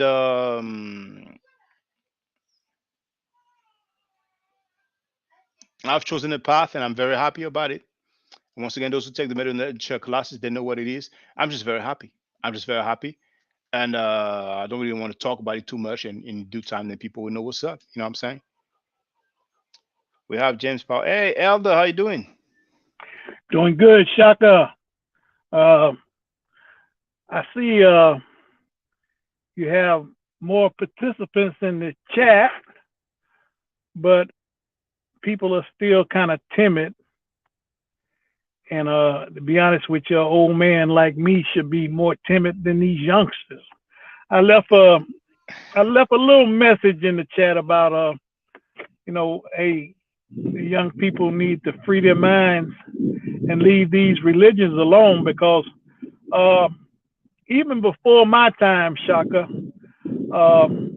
my parents and grandparents, and as you can see with all this white hair under my chin, I'm forever talking about it. I remember when I was a youngster, man.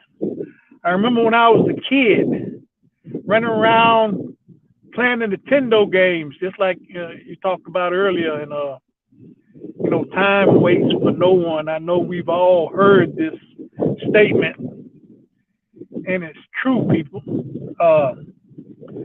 My grandma had me going to church when I was a youngster, and I have time to think about it now. I think it was a good stabilizing tool.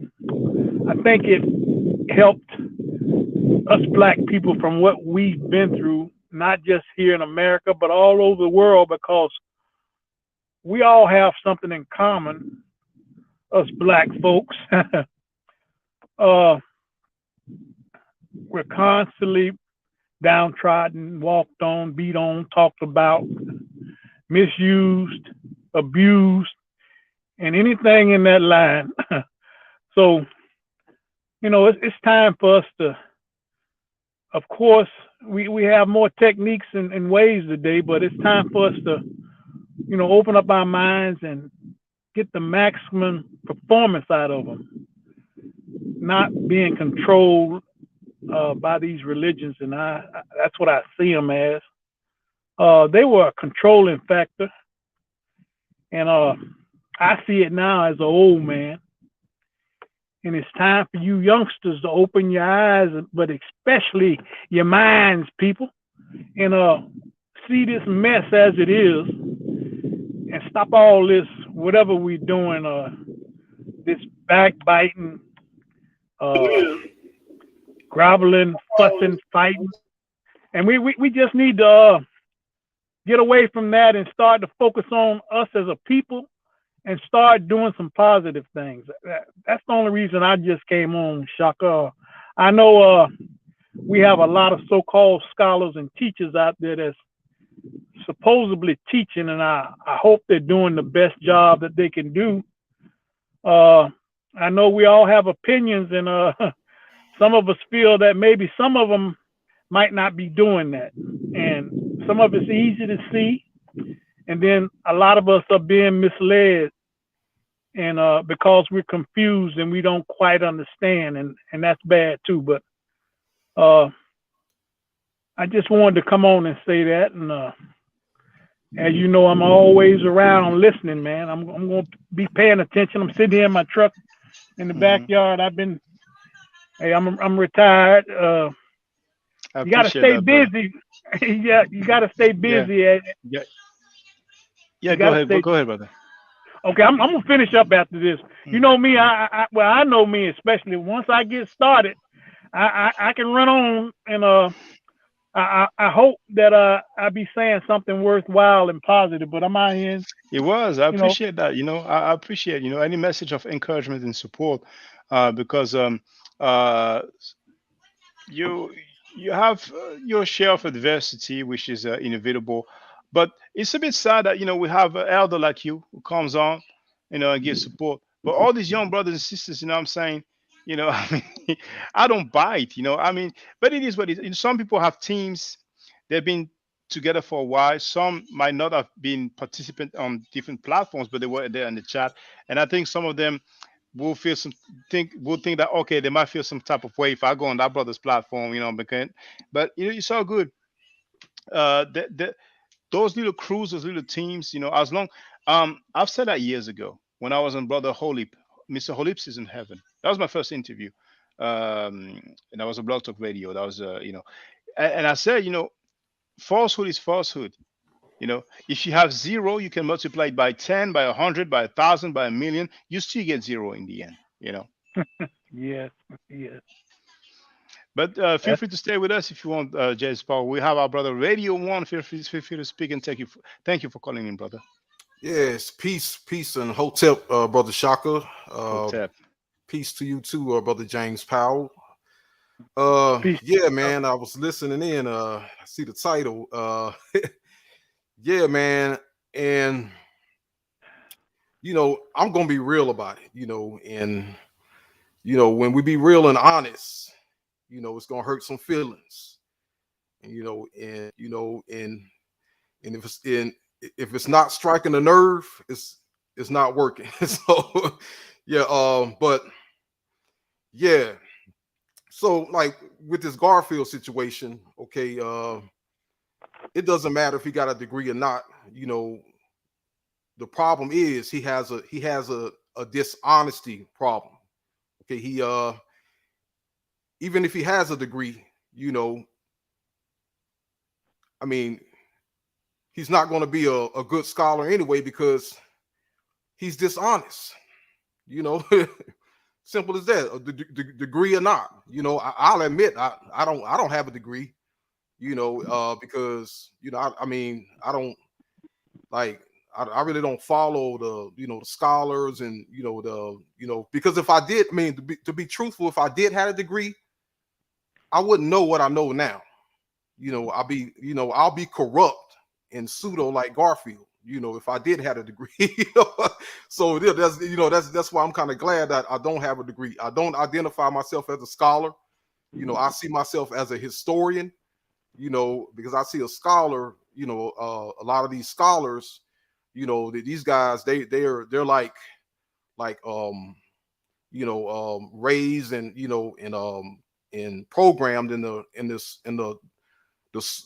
white supremacist system called the school, and they stick with it, and they teachings just become corrupt, and that's why I encourage others and and myself. That's why I see myself as a independent researcher, because I don't have to be biased towards certain sources, but these guys, man, they gotta stick to one, to to one way of teaching, you know, and just be biased towards everything else. You know, that's the problem. That's the problem with a lot of these guys. You know, but myself, you know, I'm more like independent, you know, unorthodox, you know, and and that's why, you know, I know I mean I graduated from high school, you know, and also I got a college degree, but not, you know, but not in history though, you know, because I see that as that's one of the main fields that you cannot trust the school system with is history, especially African history. Okay, you can go, you can learn everything else. You know, you go be a cook. You know, they'll tell you the truth about that. You know, how to be a cook, how to be a technician. But when it comes to history, you know, African history, you know, you're gonna see some bias and lies. You know, so that's, you know, so that's why if you're a black man, you know, trying to learn history, you know, you're gonna have to go like outside of the school, like outside of the or the scholarly way, you know, because you know you're not, you know, you're not going to agree with what the school system and what the scholars are saying, you know. But yeah, You know what you just said made me think. It made me think of the fact that we have some people who study history in general, social science, anthropology, and we know about the transatlantic slave trade. You know, we could talk about the sub-Saharan slave trade, but they would say, in the West, we're not responsible for that. So, no reparations. They studied this history, the rape, the torture, the castration, amputation, slavery for years until people die. They figured, okay, if the slave works for like, I don't know, 10 years, then if he dies, I'm good. I'm good with my money. So it was very deep, and it lasted for several centuries. And but we don't have the scholars from academia stating for the record, well, after all that has happened, it would be only fair that there's some sort of reparation. So that's one thing. Then we have the police brutality, where we see execution on videotape, and the policemen are on paid leave during the investigation. So if some policemen feel tired, their leg hurt, their back hurt, if they kill a black man, then they will be on paid leave. They will not work and they will get paid. And some people somehow, somewhere, accept individuals who share some common thought process to tell us the real deal about ancient history. So I think the field is important, no matter what discipline it is, because we have some brothers like Dr. Obadele Campbell who studied linguistics and now is working with the African languages. We have Ned Neb, who is formerly studying linguistics as well, and his goal is to deal with the Negro Egyptian that Theophilo Benga proposed. You see, so it's good, but it's not the only way, indeed, because when we talk about Kemet, the main thing would be to know the language. So then when we have a match, we know, okay, that's the match. You cannot play with me. Don't tell me it's a Nubian, because I know the different terms for Nubian. And that would avoid it. What happened yesterday with Chef and Corey. You know what I'm saying? I mean, them, basically rejoicing over the fact that they have some. I mean, I don't want to repeat myself about that. So, no, I mean, yeah, there's many ways to go about it. But ultimately, the melting pot don't work. The melting pot just don't work. It just doesn't work. And what do we have as non-Abrahamic people? We have those people making fun of us. We have those people disrespecting our culture. It's funny they don't spend that time, talking about Islam. I wonder why. I wonder why. I mean, we're talking about 1,400 years of slavery and still going on in some countries. They don't spend that money, that energy, to deal with Islam. But to bang on Kemetic people, they do that almost all day, every day. I mean, Kemetic people, they became the scapegoat. We have this person here, Six Finger, who wrote, "We're not going to church, we're going to shrine." And then he put LMFAO, Latin Behind. So I don't really know what the sentiment is behind that. But now it's as if shrine is a negative now. Why is it so? Because some people have been banging at some Kemetic shrines. When you go to churches, they have different time of memorial. I mean, they have whatever other people do is good. What we do is bad now. If we talk about rituals and prayers, all of a sudden it becomes negative. But those Abrahamic believers, they pray and they do rituals all day, every day. Some do it several times a day, but it's all good, it's accepted.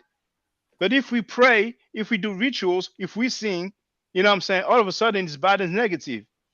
I mean, that just doesn't make sense. I mean, to me, it just doesn't make sense. It just doesn't make sense. Kemet is genuinely a traditional African way of life or civilization.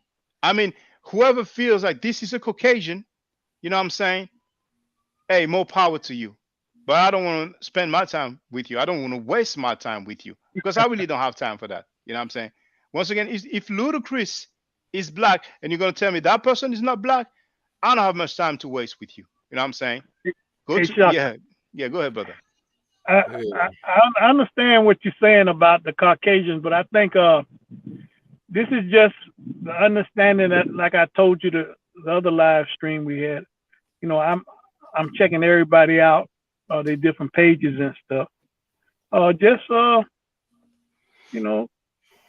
throwing out the bad, that stuff I think is bad, and holding on to the good.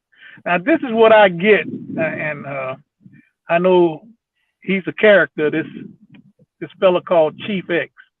Now this is his definition, and I think I've heard it said in a similar way before. I heard it from Chief X, but one thing I can say about him, and I know Unc don't like him and his others don't like him.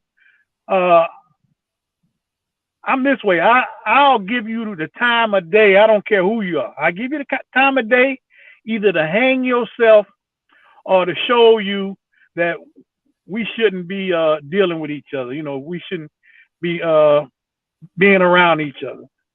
But this is the definition I get from Chief X about Caucasian. Now he's saying that, and I heard him, I believe it was this morning, he had a live going on. He said, and I don't mean to give him no shine, but like I said, I've heard other people say it too. Some Africans are dark in nature, skin color wise, but in maybe looks, features, and I think that's got to be mainly it. They don't look like the Negroid Africans. They don't have the big round nose and the kinky hair. Now look at the Indian people from India. They have dark skin. I know I'm probably way out my league with this, but I look at them. They're dark skin. Some of them blacker than us. But if you look at their hair, they got that black hair, and it's straight, just like a white Caucasian. Blanco, as they call them down here in South Florida, the Cubans and the Spanish people, they call them Blancos.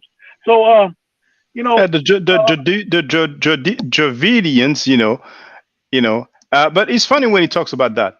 It's just a talking point. I'm sorry to interrupt you, Elder. That's all right. Because first of all, I don't think he's going to say that the Indians are Caucasians. And second of all, if he wants to argue that we had Indians in Kemet, then he not the Indians, not the Indians. Don't misunderstand me. It probably was my fault for drifting over there. All right. But he was talking about like Somalia, Eritrea, the northern Africans. He said they were Caucasian. He said any of them up in the northern Africa area were considered Caucasians, even. And Chief X, you can get on me, man, if I'm wrong. I'm trying not to misquote you. But he said that any of them up in the northern Africa area was considered classified as Caucasian Africans. So you can be black and be a Caucasian in his mindset. In his mind, yeah, because I mean, regardless of what people say, they were considered so and so.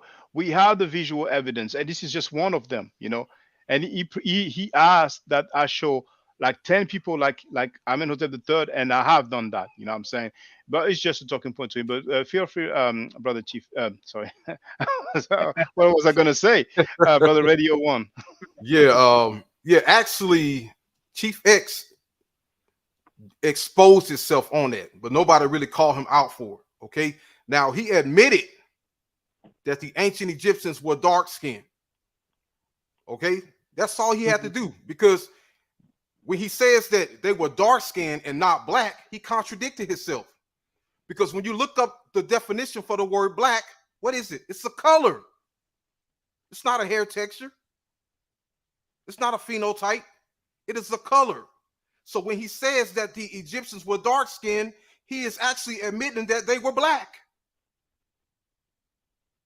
So Well, he pretty much he contradicted this. Black is a color. Yeah, He's there's mainly gonna talking be. about. He's mainly talking about the features, though, brother. You know, if you are in Africa, anywhere over there, you know that equator is somewhere close, and anybody close to that equator, their skin is going to darken, tone down, become black, or however you might want to see it or say it. That's common sense to me anyway. So I think what he's saying is, even though their skin are black, you know, the skin's black, it's the features. Some of those Africans, if you look at them, and I've noticed too, some of them got these keen nose, just like the white man. Yeah, it's true. I've seen some here in the United States. They don't have a big old nose like mine and some of the other African Americans that's here. You know, they got the skinny, pointed nose, and I think that's where they want to start some of the differences and create confusion. I've heard it said that it's a variety of people in Africa. You know, it's a multiplicity of them. You know, it's all different types and kinds. So that's how Africa's made up. So if you're African, you don't have to be all Negroid. You know, you can be an African and still be a Caucasian African. Yeah, brother. Yeah, I want to read the definition of black to you. Okay, here it is. Okay. Of the very darkest color, owing to the absence of or complete absorption of light, the opposite of white is a color. So when he says that, you know, they were dark skinned and not black, he's contradicting himself. If he's going to say that they were dark skinned, which we just read, black means the darkest color, he's going to have to admit that they were black, or otherwise he's going to have to choose another word. He's going to have to stop using black because he's going against the definition. And a lot of these guys, when they dealing with him, they don't call him out on that. So basically, he's talking about. Well, I don't even want. I think we spent enough time about his claim. He's probably so happy that we're talking about his claim right now. Yeah, I think he is. But here, Six Finger wrote, and Kemet is not your culture. And you know, brothers and sisters, when people keep repeating falsehood or weak talking points, then keep repeating the truth or strong talking points. When someone says, I'm Muslim, nobody tells him, you're not from Arabia. When somebody says, I'm a Hebrew Israelite or I'm Jewish, nobody tells him, you're not from Jerusalem. You know, when somebody says he's Christian or Catholic, nobody tells him, you're not from Rome. You're not from Galilee or whatever. But for a strange reason, when people say they are Kemetic, one of the first things people say is, oh, you're not from Kemet. We're not from Kemet. We're from West Africa. It's a weak talking point. Very weak talking point. You know?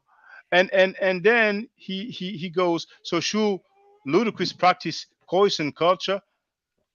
You know, I mean, what's the point? What does it have to do with anything? People choose to be Kemetic. I don't think anybody is gonna put up a quote from me, you know, saying that we are descendants of the ancient Egyptians. People just choose. Now, yes, we do. Okay. But, you know, feel free to come on the panel. You know what I'm saying? You know. Yeah, Shaka. Yeah, now, like I was saying earlier, I didn't get a chance to really touch on it when I was saying that I gotta be honest, okay, and it's gonna hurt some feelings. Now, when it comes to this modern day history of West Africa, a lot of what these guys are saying is made up. It's based on opinion, okay. There's not, when they speak of the Dar Chitchit civilization, the Knox civilization. Everything they say about it is based on opinion because there are no writings on those monuments in West Africa. So what they're saying is based on their own imagination. They can make up anything they want to make up. See, and that's the difference between Kemet and West Africa. See, Kemet is more older, and Kemet left writings. So it's like what they say is not based on fact because there are no ancient writings, no ancient texts to support what they say. So pretty much what they say about modern day West African history is all made up. And I got to be honest about that. Don't try to play me. I've been in this for a long time. Okay, just because I tell you the truth, don't try to act like I just got in here. I just got in this yesterday, and I don't know what the hell I'm talking about. I've been in this for a long time, and that's why I'm telling you this truth. Okay, because I've been studying. For those who do study, who do know, will tell you, okay, or should tell you that most of what is said about West African history today is made up. It's based on opinion. Okay. And the oldest writings that you get in West Africa is written in Arabic with the Tariq al-Fatah and the Tariq al-Sudan. And they saying that their ancestors came from Yemen. So I mean, a lot of this stuff is made up. And if I ever have my live streams, and one of these guys try to get bold and come on there, I'm gonna break it down to them, and I'm gonna hurt their feelings. But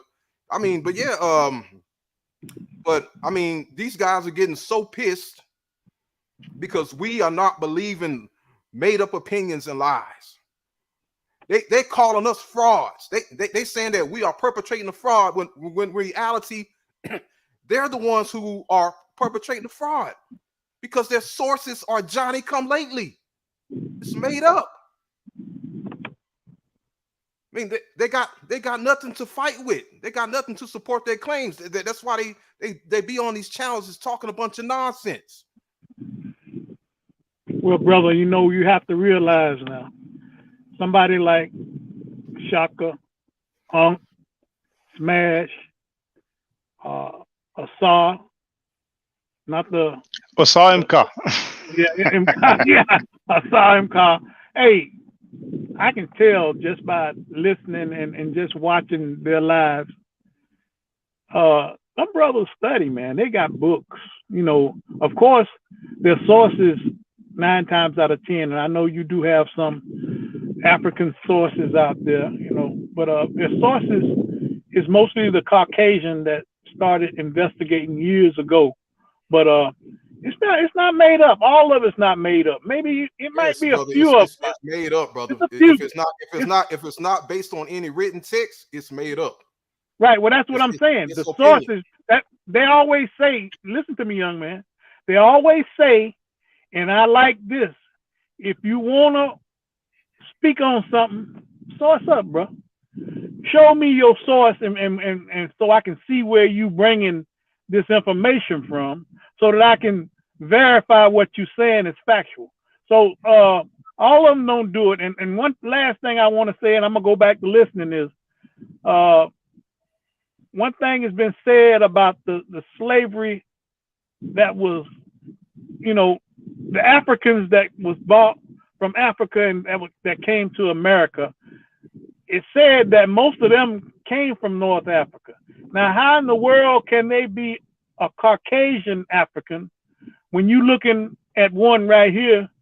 I wouldn't be classified as a Caucasian. I surely hope not, because I wouldn't want to be one anyway. I would want to be African, or if you want to say Negroid or Negro, nigger, or whatever, I want to be one of them, so they can have all that Caucasian and all the rest of it. Who said that, Elder? Who said that most of the people who were brought to the Americas were from North Africa? Well, that's what I ain't gonna say a certain scholar said, but that's what I've been hearing kind of floating around, that most of the slaves come from the Nigeria. Wouldn't Nigeria be considered in the North Africa area? No, I would say West Africa. Oh, that's West Africa. Okay. Well, I'm thinking about West Africa then. So yeah, North Africa. Yeah. West Africa for the most part. I mean, it was closer to the coast, you know, with the slave ports and Okay, slave so ports. North Africa would be considered as, you know, the new direction is Algeria, Tunisia, Morocco, Libya, you know. it. In other words, down is north and up is south. So would it be with Well, that no, area? that will be for Kemet, because the Nile flows so south to north. Then the Right. orientation was different, so they will see the word like upside down or right sound up, depending on whoever's perspective. So that's how it will be for the time of Kemet. But you know, when we say North Africa today, that's like the Maghreb region, populated by Okay, so white-skinned Berbers, that some people mislabel as Arabs. Even themselves today, many of them say that they are Arabs, but the Arabs don't really see them as Arabs anyway. You know, they have been Arabized basically. You know. See, yo, okay, I got. brother. Now, what you got to understand is, okay. Now, this is why I said you have to know the history, because if you Oh don't know well, the I'm history, learning. I'm okay, learning. yeah, you're not going to understand. Okay. Now, the white man has been trying to claim Kemet in Egypt for a long time. Okay, with the Hollywood movies, with what he write in his history books, with the Bible, he has been trying to steal and claim Kemet for a long time. Okay, and that's why a lot of their teachings are coming from this same white man who wants to discredit black Africans from claiming Kemet. See, because a lot of these guys, like Ankh and all of them, okay, a lot of them, they have the motive to discredit and destroy the old writings, the old writings of history. You know, the history that was around before all these fake pseudo new fields of study came along, because they trying to discredit that and come up with new ways of teaching. Mm-hmm. And that's why they tell you you're not Egyptian, we're not Kemet, because they're trying to ignore that. And even when they do entertain that, they don't even tell the truth about that. And that's the sad part about it. Okay, because I've been studying this for a long time. Okay, we Well, I'm know. gonna be honest with you. I'm gonna be honest with you. I hear what you're saying. I don't quite know your name. I'm getting a good look at you now, but they're gonna ask you. I hear what you're saying and how you're saying, and it's like calling them out. You calling them out. So they're gonna want to know who you are, and they're gonna want to know, just like Ma was talking about with Garfield. What college you went to, man? Where'd you get your education? You've been doing this for a long time. Lay your credentials out on the table, like the brother that just came in, Netanyahu. And they're gonna put you on the front line to see what you're all about. So they're hearing you right now. So all I can say is just be ready now. Oh yeah, brother, I've been ready. Welcome, Netanyahu. Feel free to speak, brother. Hotep. Hotep to the channel, Hotep elder, Hotep brother, Hotep to Afro Styly. Yeah, I just want to come in and congratulate you, man, Afro Styly, for pursuing this. The example that I talk about is that take this studies that we are doing seriously. Dr. Joe wanted all of us to form international research teams, not YouTube teams.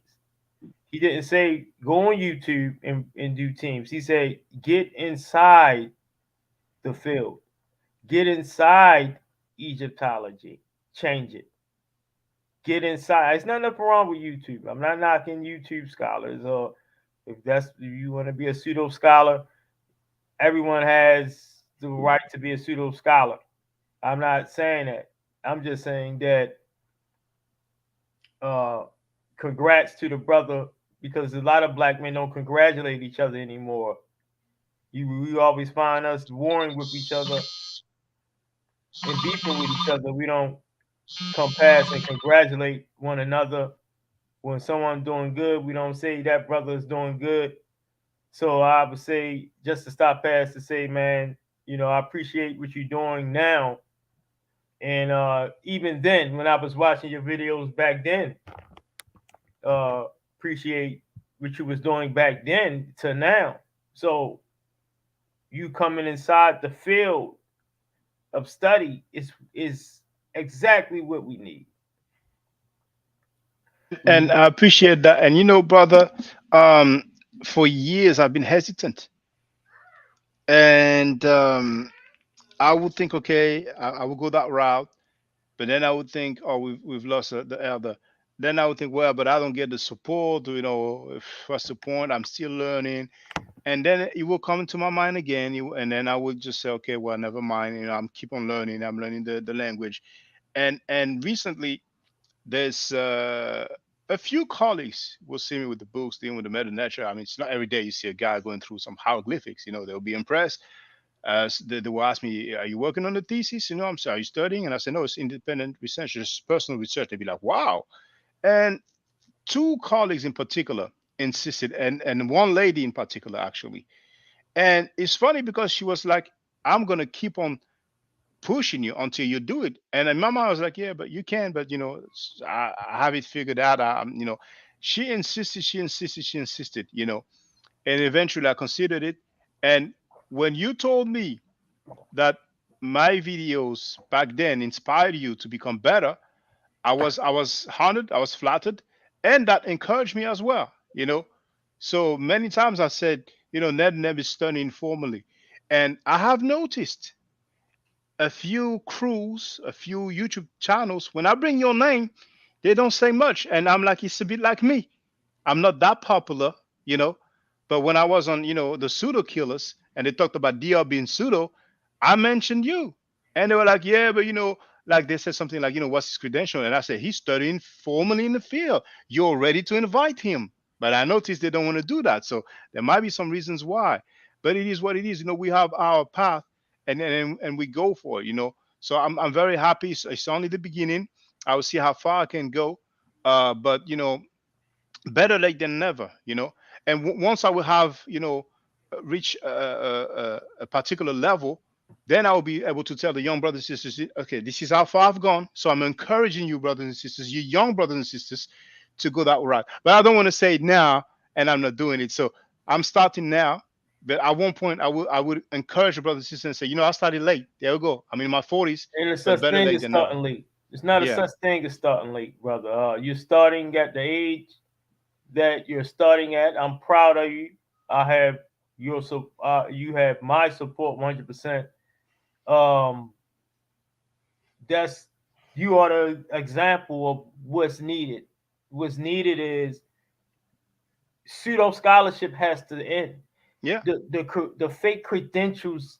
That age that I was brought up, I'm 42. I was brought up into the pseudo age.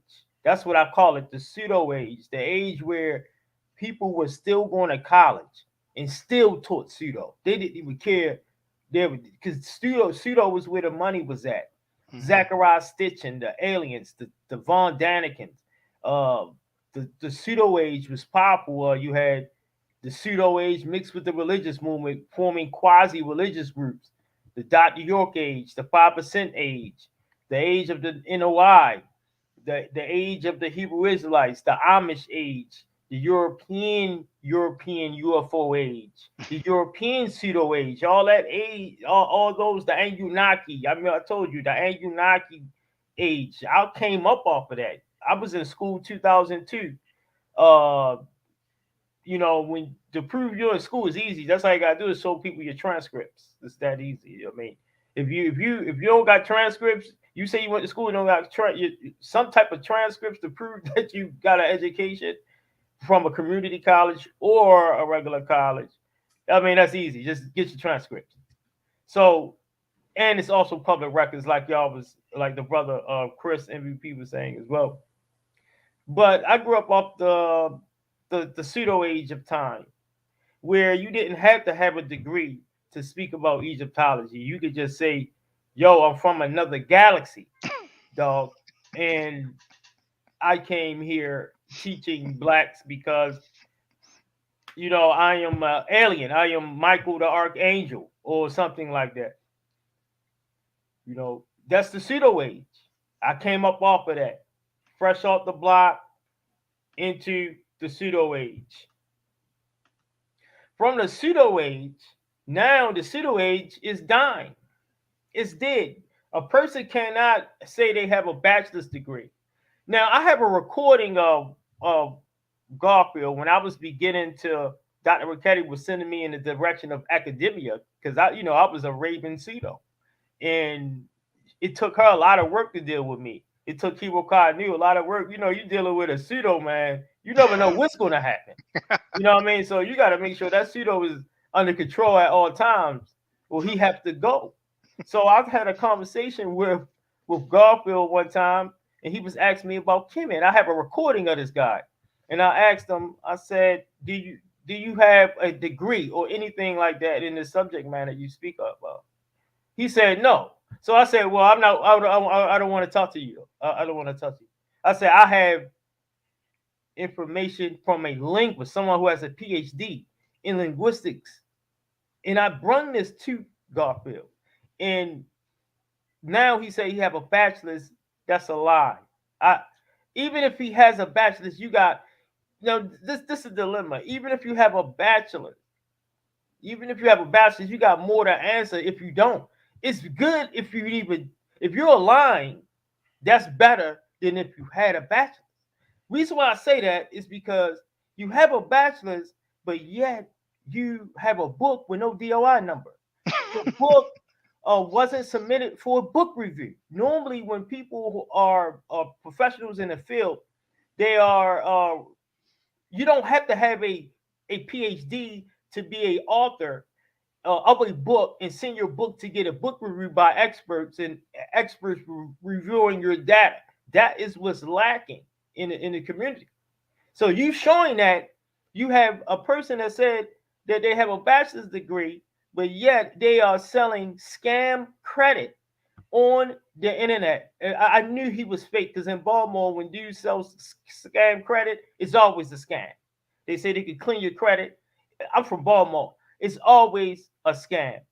Once this brother doing that, he's selling black people scam credit, credit card. He's dealing with them credit cards. Then next thing you know, that stops all of a sudden. But you have a bachelor's in history. You're supposed to be getting paid. That's what I want to do, man. I want to make money. I want to go to in my school, my college, be a graduate. I want to work inside of the field of Egyptology. I want to work inside the field of linguistics. I want to get paid to do this hard work. I don't want to beg people for money that don't even care about me, don't care about my family, don't care about the time I put in. I want to get paid for my services, for my education, in a debt that I had to go through to pay these school systems for my education. So when you're doing like what you're doing and taking it serious, you're not going to go through the results that Garfield is going through now. I've been told people in a recording that he is a joke. He a pussycat. He is a fraud. It's no way you can have a bachelor's and sell credit. I've never seen a person in history. Like, can you imagine Dr. Joe, these guys with degrees, Dr. Cambone, selling you scam credit on the internet? Can you imagine? That's how I already knew. Yo, I've been in. I was going to college in 2002. Certain things I already knew. You feel me? Certain things I already know. You won't find a college guy. You might find a college guy doing pseudo stuff. You might find a college guy doing pseudo linguistics. You might find a college guy following Dr. York. He might don't even. You might find a college guy that follows Dr. York that don't agree with the crap Dr. York say, but being that he's black, they're gonna rock with Dr. York. I know guys like that just rock with Dr. York because he's black, and there's nothing wrong with that. But the problem is that the pseudo-information is causing people to be stupid. Pseudo-information is a cause of white supremacy. I said that I'm gonna do a peer review of the origins of white supremacy. You'd be surprised where it comes from. It comes from a Scottish novel. That's where it comes from. It comes from a Scottish novel. White supremacy, black supremacy is pseudo-information. People teach these things like you can't do this and you can't have cultures from up. Brother, that's pseudo. No African tradition teaches that we can't do that. See, that's pseudo-information. You have brothers saying that English and Hebrew are cognates. Hebrew is Yoruba and Hebrew are cognate, yes, and the word fly in English comes from keper, the Medu Nature word keper. You have information out here saying that Kemet means riparian land. Yeah. See, the thing is, I'm not arguing about being in academia changed me, because now I understand arguments, and you about to be the same way. Once you start going to school, you really going to understand arguments, because remember, in the course I'm in, we have to peer review each other's work. So you're going to learn how to dissect other people's work when you go through your courses.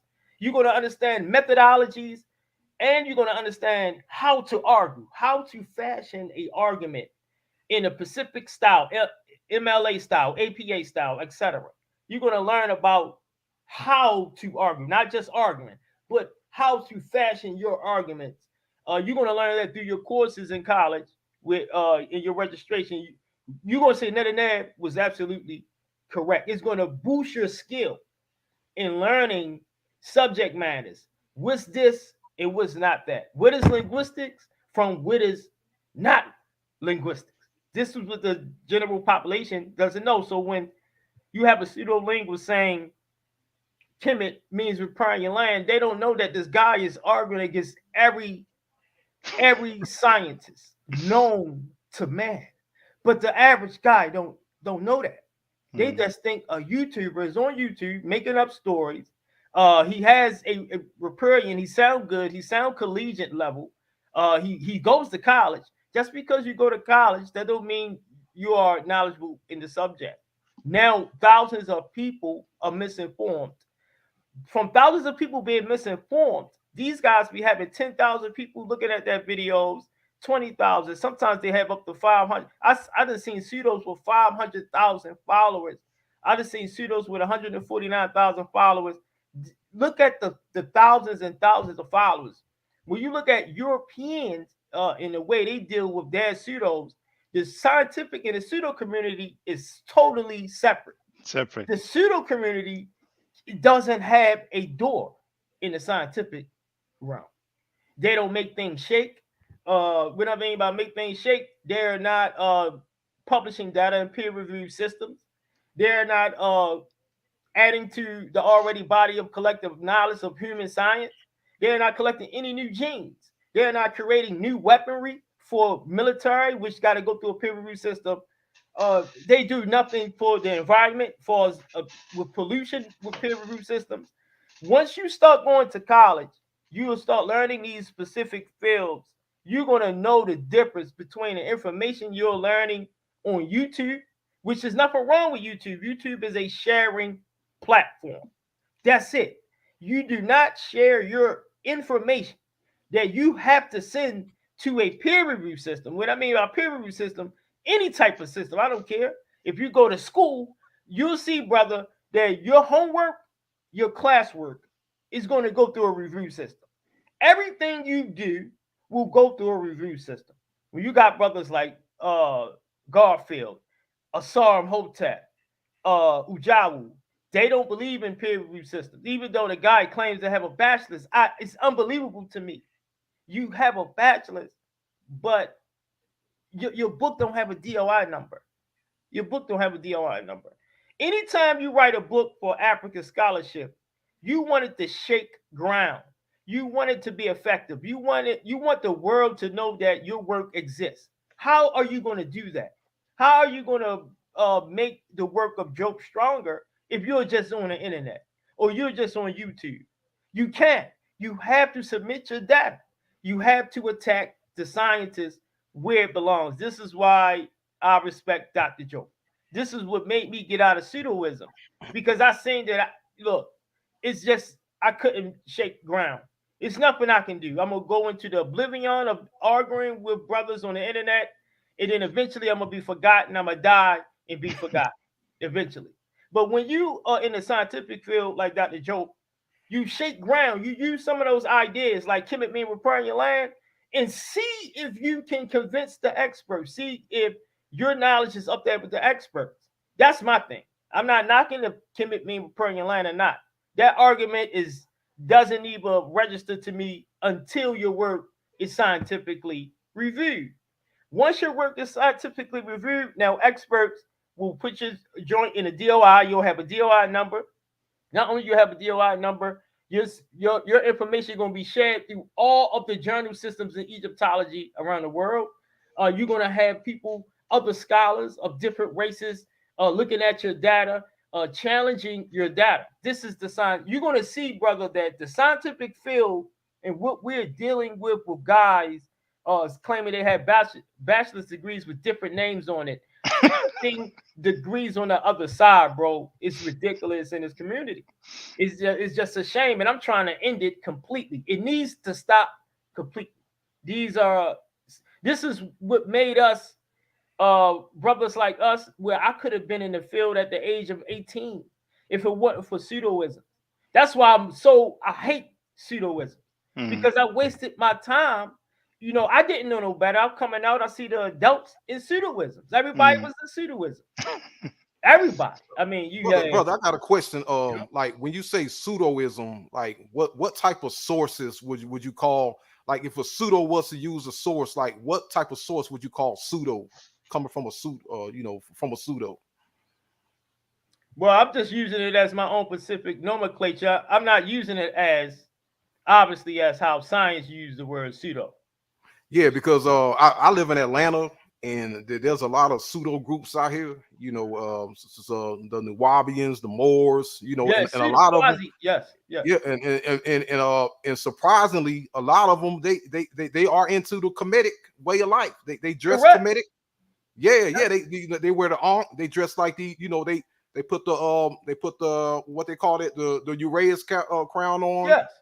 Yeah. They put the Nemesis crown on, and they walk around.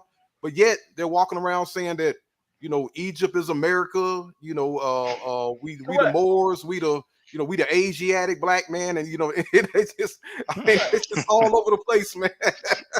I agree. Yeah, it's right here in Atlanta, man. It's a large community, and they full of pseudos. Yeah, it was like that in Baltimore. It's like as soon as I was born, as soon as I came off the porch, a gun was given to me in a scroll.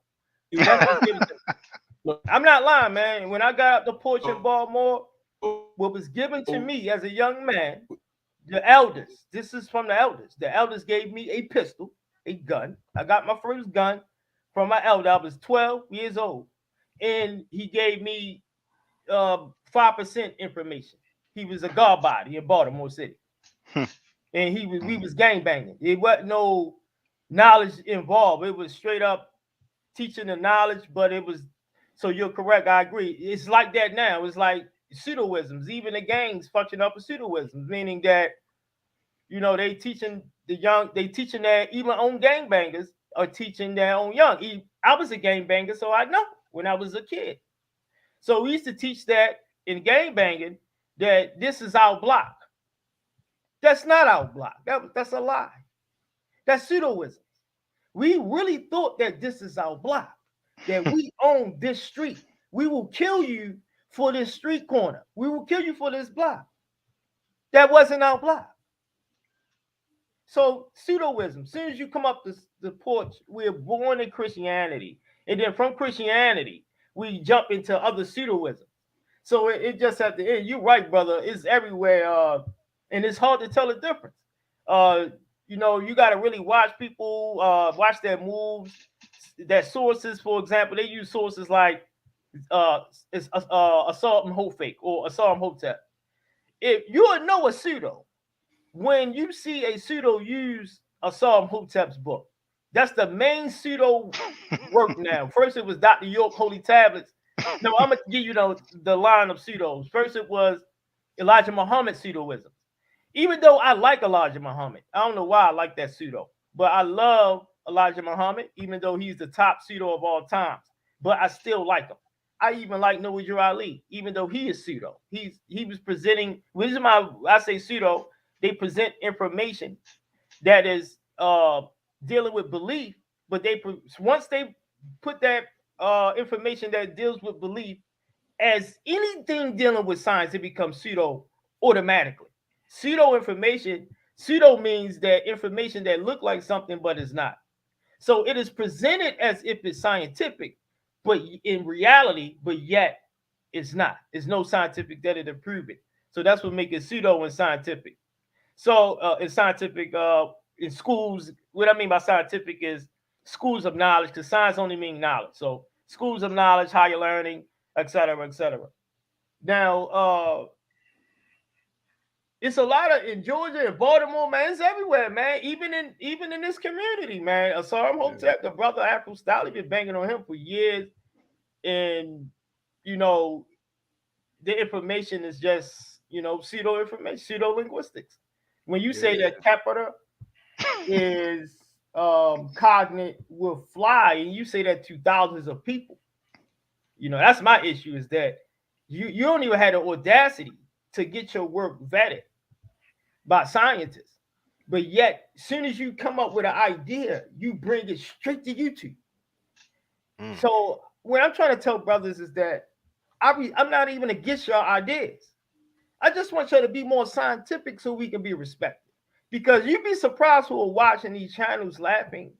You'd be surprised who's laughing, using us as an example of foolery. See? So I take that very seriously, man. I always was the type that I always like to have a good reputation, even amongst other races of people.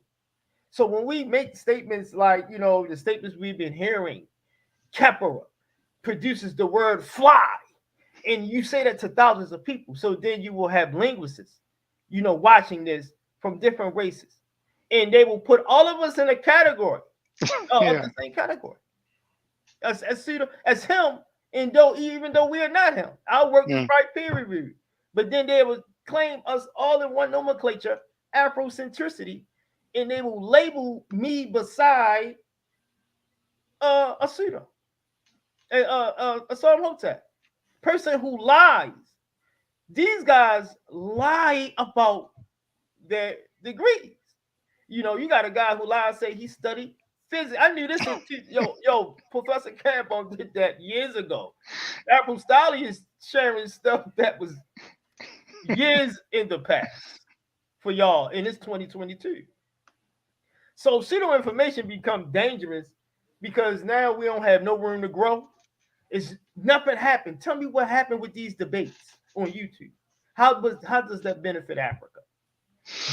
Has Africa benefited from all of these scholarly debates between Hebrews and religious debate? Who are benefiting from these debates, pseudo debates? I want to know. Except for the people who are making the money. The guy did the Kemet is repairing your land. He don't have a DOI number on his book. I've been telling people that. He don't have DOI numbers on the book. They claim everybody else is pseudos, but they don't yet have no peer-reviewed data. And then when you challenge them about, why your information not peer-reviewed, they get to looking at you crazy. They say you don't need peer review. Peer review is it's ridiculous, this community, man. So I'm extra proud of you, brother, for taking the courage, because I took courage for me to do it. I was scared at first, but it's costly. The schools, the system, the subject matters, and in the syllabus courses, it start to get a habit, and you start liking it, and it's nothing like it. You're gonna meet new people. You're going to meet new college people. You're going to even probably forget about this. Trust me, man. You're going to meet new people, man. You're going to meet brothers and sisters that got integrity.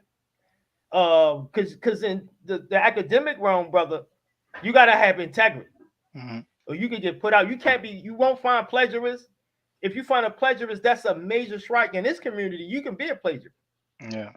You can walk around freely. And then Garfield will accept you if you're a plagiarist. He don't care. Right? Yeah. And he said he got a bachelor's. Issa don't care. Dr. Issa, these guys. Well, obviously he doesn't care. I mean, at this point, he cannot say he's not aware. I mean, I saw him the other day on Sanana in the chat, and but everybody choose their own way to go about it. I'm saying, I've seen his version of due diligence. Plagiarism is cool. That's the problem, brother, is that everybody choose their own way. That is the issue, because we are a collective. I thought we were representing Kemet as a collective, a African collective of different variations of that society. We're using Kemet as a model for our unification today. So how is a person going to even say, well, that's not me, when you are already using Kemet as a model for unification for blacks? I don't get it. Europeans already got their unification in check. They got the European Union. They got the NATO, all sorts of stuff. What else? They doing it. United Nations. I mean, we have a historical model, but yet we don't use it.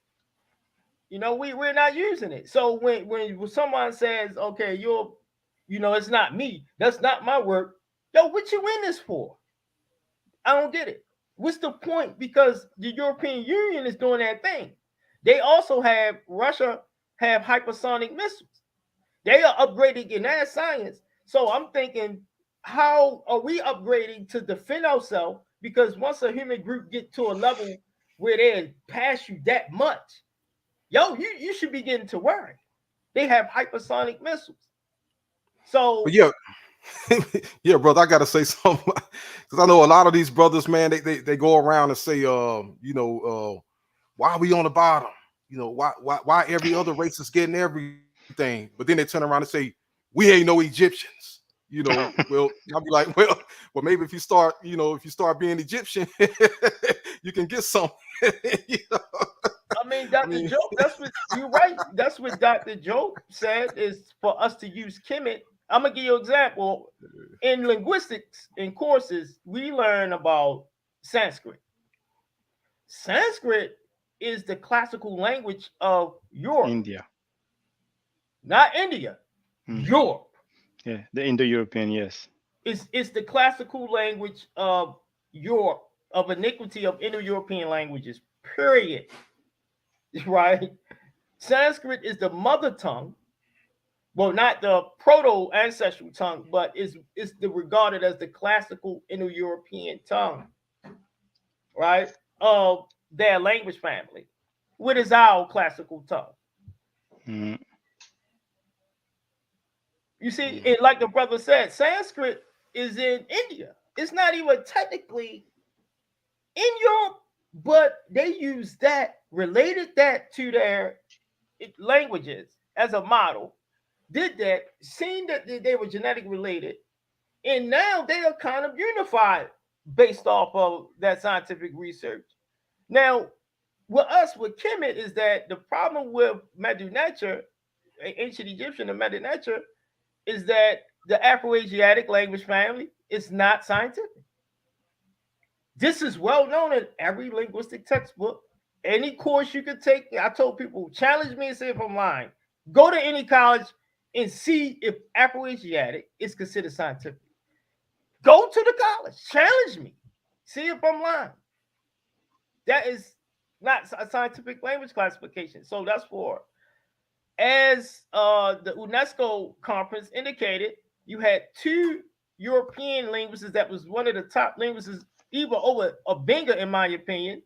And you had that linguist agree with Obenga. He stated that for us to use Egyptian and for us to use African languages, he agreed with Obenga. It was some different agreement with Joe, but mainly the agreement was with Obenga. In the future of that particular work, the future of the work was for us to get into the professional field. That's what the truth was.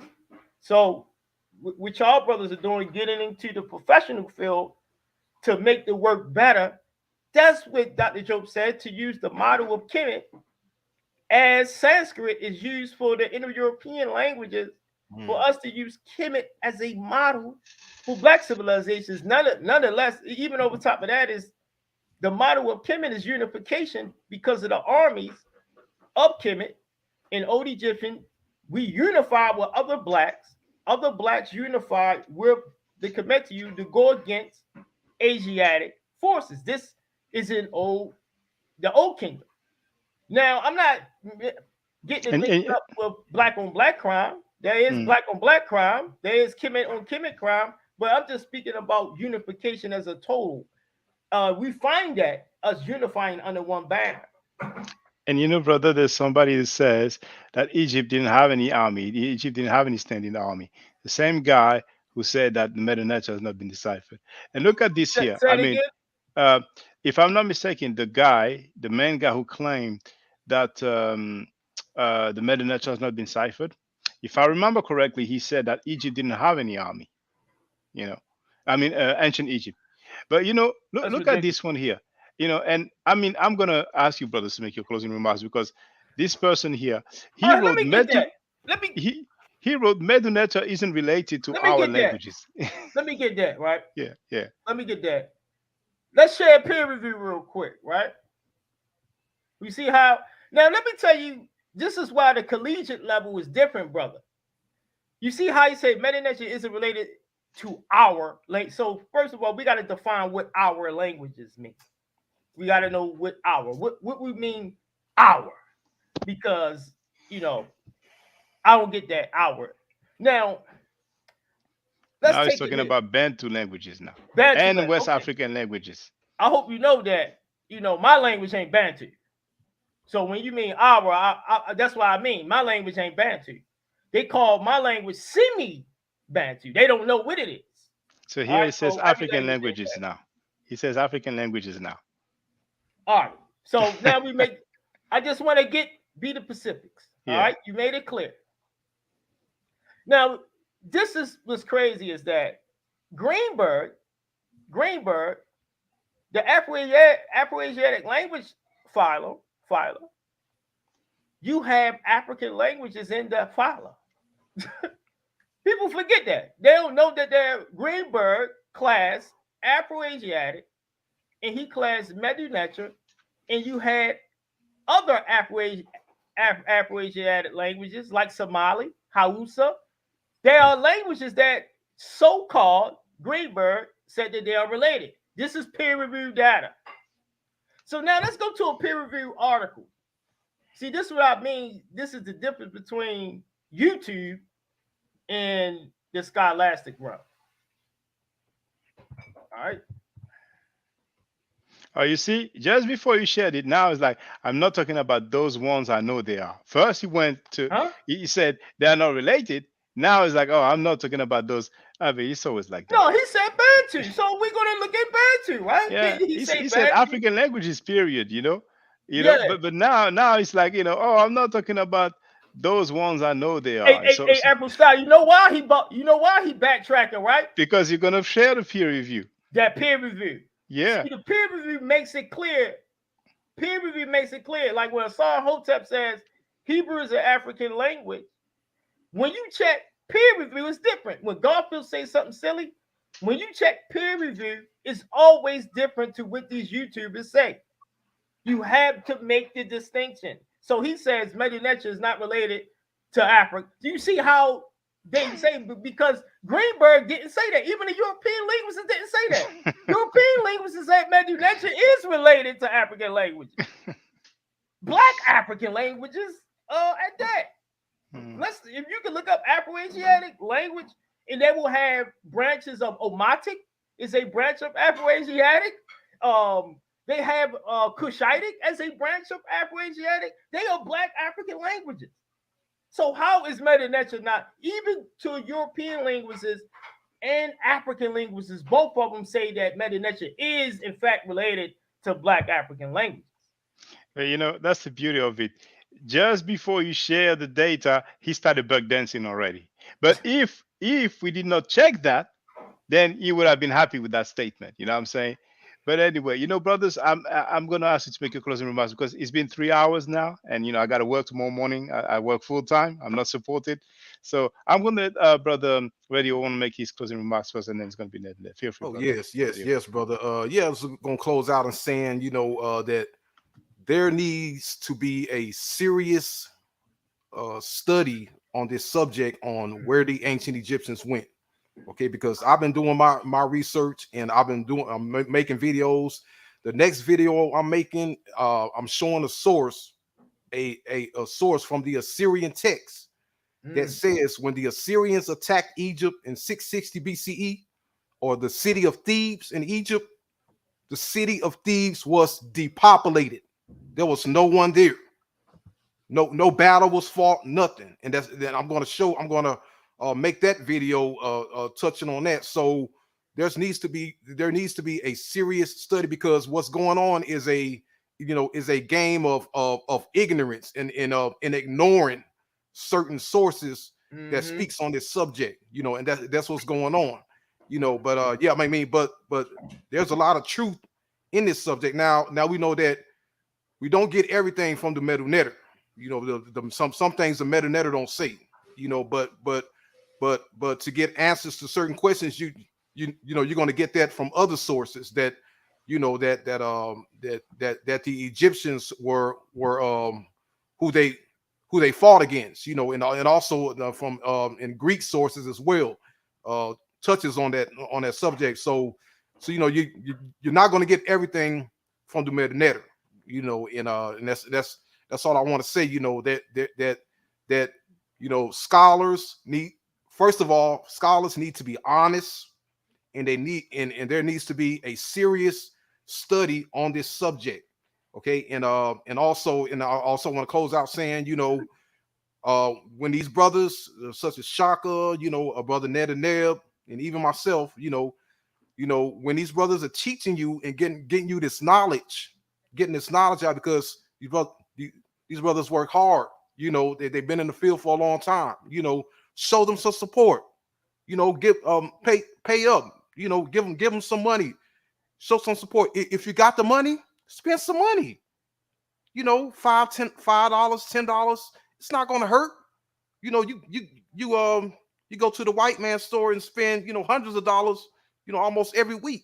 So if you got the money, hey, have some fun. Support the brothers. Support them. Give them your money with a joyous heart. Don't give it out of bitter. If you got the money, hey, show the brothers some support and be happy about it.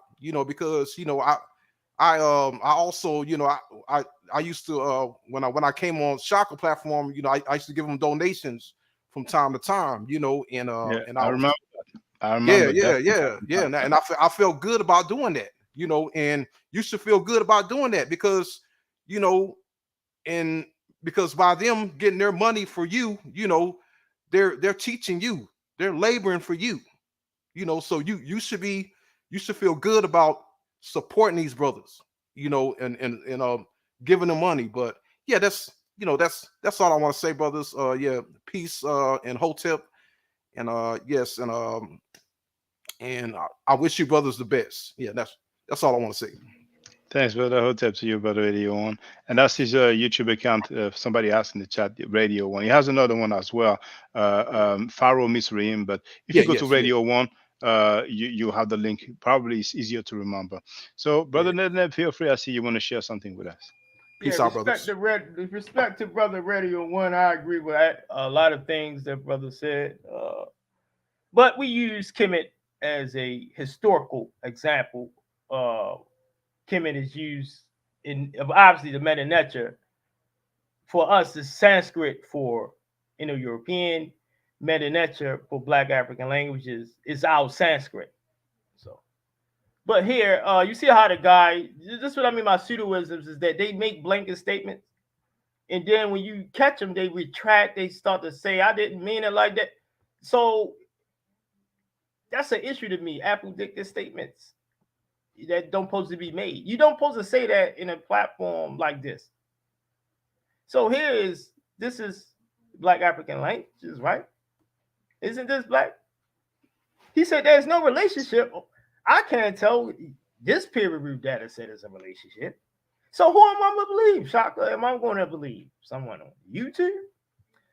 I'm going to believe someone who has experience in linguistics, who is actually a linguist, who actually submitted data in a peer-reviewed journal where you have experts peer reviewing your data. I don't get it. The experts, the linguists. Yeah. Without question. So he said there's no relationship. Now, genetic relationship between, well, I ain't gonna go through all of this, but I'm just saying, this is what I mean by pseudos. They say that, the Egyptians, they Caucasian. We check the peer review data. They don't, even Europeans are not saying this stuff today. They say, no, Melanesia not related to Bantu. Douala is considered a Bantu language. Douala languages of Cameroon. Actually, you see that? It says the ancient Egyptian language belongs to the family of the Negro African tongue. Many sound laws exist on both sides. We produce here sound laws concerning the stops between ancient Egyptian and Douala, a Bantu language spoken in Cameroon. See that, y'all? Abstract right there. Gilbert Ingo. Dude just said that there's no relation. See what I mean, brother? That's all I'm saying. This have to stop. It does, man. Because it hurts us. You shouldn't even say that. Why say it? Because Greenberg himself said that actually, yes, Melanesia is related to African languages. See? Job says it as well. So I don't get it. Talking point. There are plenty of talking points, though, But brother Ned, feel free to make your closing remarks. Man, peace, support April Stolly, man. My brother just got in, registered for school. So now I'm gonna be getting on his nerves. I'm gonna be asking him questions. I can't wait to build with the brother. Maybe we can do some research for peer review in the future, like link up, kind of like how Joke wanted us to do internationally, produce new work, new innovative research. You might say, Neb, I need you to do the linguistic part, and I'll say, bet. And I need you to, and I'm gonna do this part, and I'll say, bet. I'm gonna do it. We put a peer review together, and that's what we're supposed to do. Yeah. As black men, try to debate the standings. Support April Stolly 1. Thanks a lot, my brother Ned. And our brother Ned, for those who don't know, he's studying linguistics formally. He has a goal, and I'm sure he will achieve it. So, brothers and sisters, thank you very much for being there. We have 25 people right now. Some people said there's only 10 people, but then again, I don't pay people to come on my platform, unlike in other places. So, well, we still don't have the demonstration about this degree, but it's not surprising. It's not surprising. It is what it is. Everybody, everybody's, everybody do according to their character. Let's say it this way. So thank you for being there, brothers and sisters. For those who want to learn the meta nature, I've been giving classes for a few years. You have my email address in the description. Make sure you copy and paste it so there's no mistake. And feel free to give me your availability, the time slots where you will be available. And indeed, like you have seen the brother San Chile, he has made another donation. Lately, he's been making many donations, and I appreciate that. You see, Lo San Chile. And thank you for that donation. Everybody can make a donation. Even when I'm not live, if you go to the chat, you can make a super chat or super sticker, or you can use the PayPal or the Cash App, And brother says he wants to form a Maatian Credit Confederation. There's so many things possible as long as we are selective, as long as we don't allow fence riders. Many things are possible. But when they see that we are getting together with some standards, they don't really like it, because some of them know their crew is like some type of melting pot, messy melting pot, so they see order in what we do. So they come with all those talking points, you know what I'm saying? But you just had an example. Somebody made a bold statement, and before the brother even shows some peer review, he started backtracking. And that's why they love engaging neophytes. They love engaging neophytes. You know what I'm saying? So thank you very much, for all the support over the years, brothers and sisters. I'm just very happy, very happy. I'm gonna have some work on my hands, but at one point you get a little bit bored when you see people that some people you thought that were about it, were about the work, and you just realize they are pseudo as heck. So you're like, damn, and it gets boring. It gets boring. So rather than using my time dealing with pseudos, I'm like, why not using my time, to deal with scholarship in the field. So I'm very happy. Better late than never. So stay safe, stay healthy, and if I'm sorry, please, brothers and sisters, there's a video called Kemet and Ma'at. Make sure you watch it. There are some mistakes. I made it like in 2008 or something, 2008/2009. But overall, I think you will appreciate it. It's less than an hour. There's another video called Deception of Asiatic Black Men. You have the links in the description of this video. And there was also White Semites Black Awakening, because the Semites were not black. I'm sorry to say, some of you don't know that, but the Semites were not black, and I've demonstrated that, using plenty of artifacts. So funny thing though, when it comes to the Semites, those Asiatics, we have their depiction. Some people somehow, someway find them to be black, but depictions like this one, they don't find it to be black. They find it to be Caucasian. It's just the word upside down. So stay safe, stay healthy, and if I'm allowed to by the Necheru, I would definitely holler back at you. Hotep. Now, for the record, for those who don't know, I'm giving middle nature classes. And here, that's the flyer. Okay? So, those who are interested, feel free to holler at me. If you're not interested, it's cool. But I recommend that everybody who has not yet seen the video Kemet and Ma'at before Judaism, Christianity, and Islam, then watch it. It has about 300,000 views and really deserves to have a lot more. I just want to let everyone know who's listening in now and who's going to listen to this stream in the future. I just had my first Meta Nature class by Brother Shaka today, and I've had other Meta Nature lessons by other teachers, and I can tell you right now, the brother is the best in the game. He is that was one of the best classes I've ever had, ever. So if you're interested in learning the Meta Nature, if you're interested in getting the basics of it, Brother Shaka is an awesome teacher. Get with him, and it's extremely affordable. This brother is giving us his time and his skills, and he's basically giving it away. I mean, I just consider it a donation. You know what I'm saying? So if anybody's interested in learning the Meta Nature, get with this brother right here. He's an awesome teacher. And I'll end with that.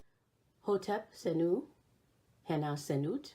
This is Julie, also known as Servant of Yah, and I'm currently taking the Medu Neture classes with Brother Shaka, and it has been an amazing experience. Only 2 lessons so far, and I feel like I've been taking the classes for months, just with the how in depth he goes into the vocabulary words, the construction of the language, the grammar. It's been immeasurable, the experience. And one thing that comes across, hands down, is his extreme passion for teaching this to anyone who is willing to learn and has an interest in learning. So I highly suggest, if you are interested, even a minimal interest, that you subscribe to the classes with Brother Shaka. It's such a nominal amount for how much you get. I know, like, our last class was over 2.5 hours. It felt like 2 minutes, but because that's how involved you are in what he's teaching and how he teaches and how compassionate he is about what he teaches. Also with sharing materials free of charge, no question, no doubt. It's just what he does. He doesn't have to, but he does. And so I just wanted to give a short testimonial about the class and the effectiveness of the class, and all of that is attested to how studied Brother Shaka is. So I highly recommend anyone with a minimal interest that you do sign up for the Medunetia class. Hotep. Don't forget to subscribe to my channel, which is Ma'at Forever. Don't forget to watch the video entitled Kemet and Ma'at. Don't forget to share Kemet and Ma'at on my channel on Twitter, Facebook, Instagram, WhatsApp, or other social media that you use. Email, text messages, you name it. Those who wish to donate can do so on paypal.me/ma'at4ever.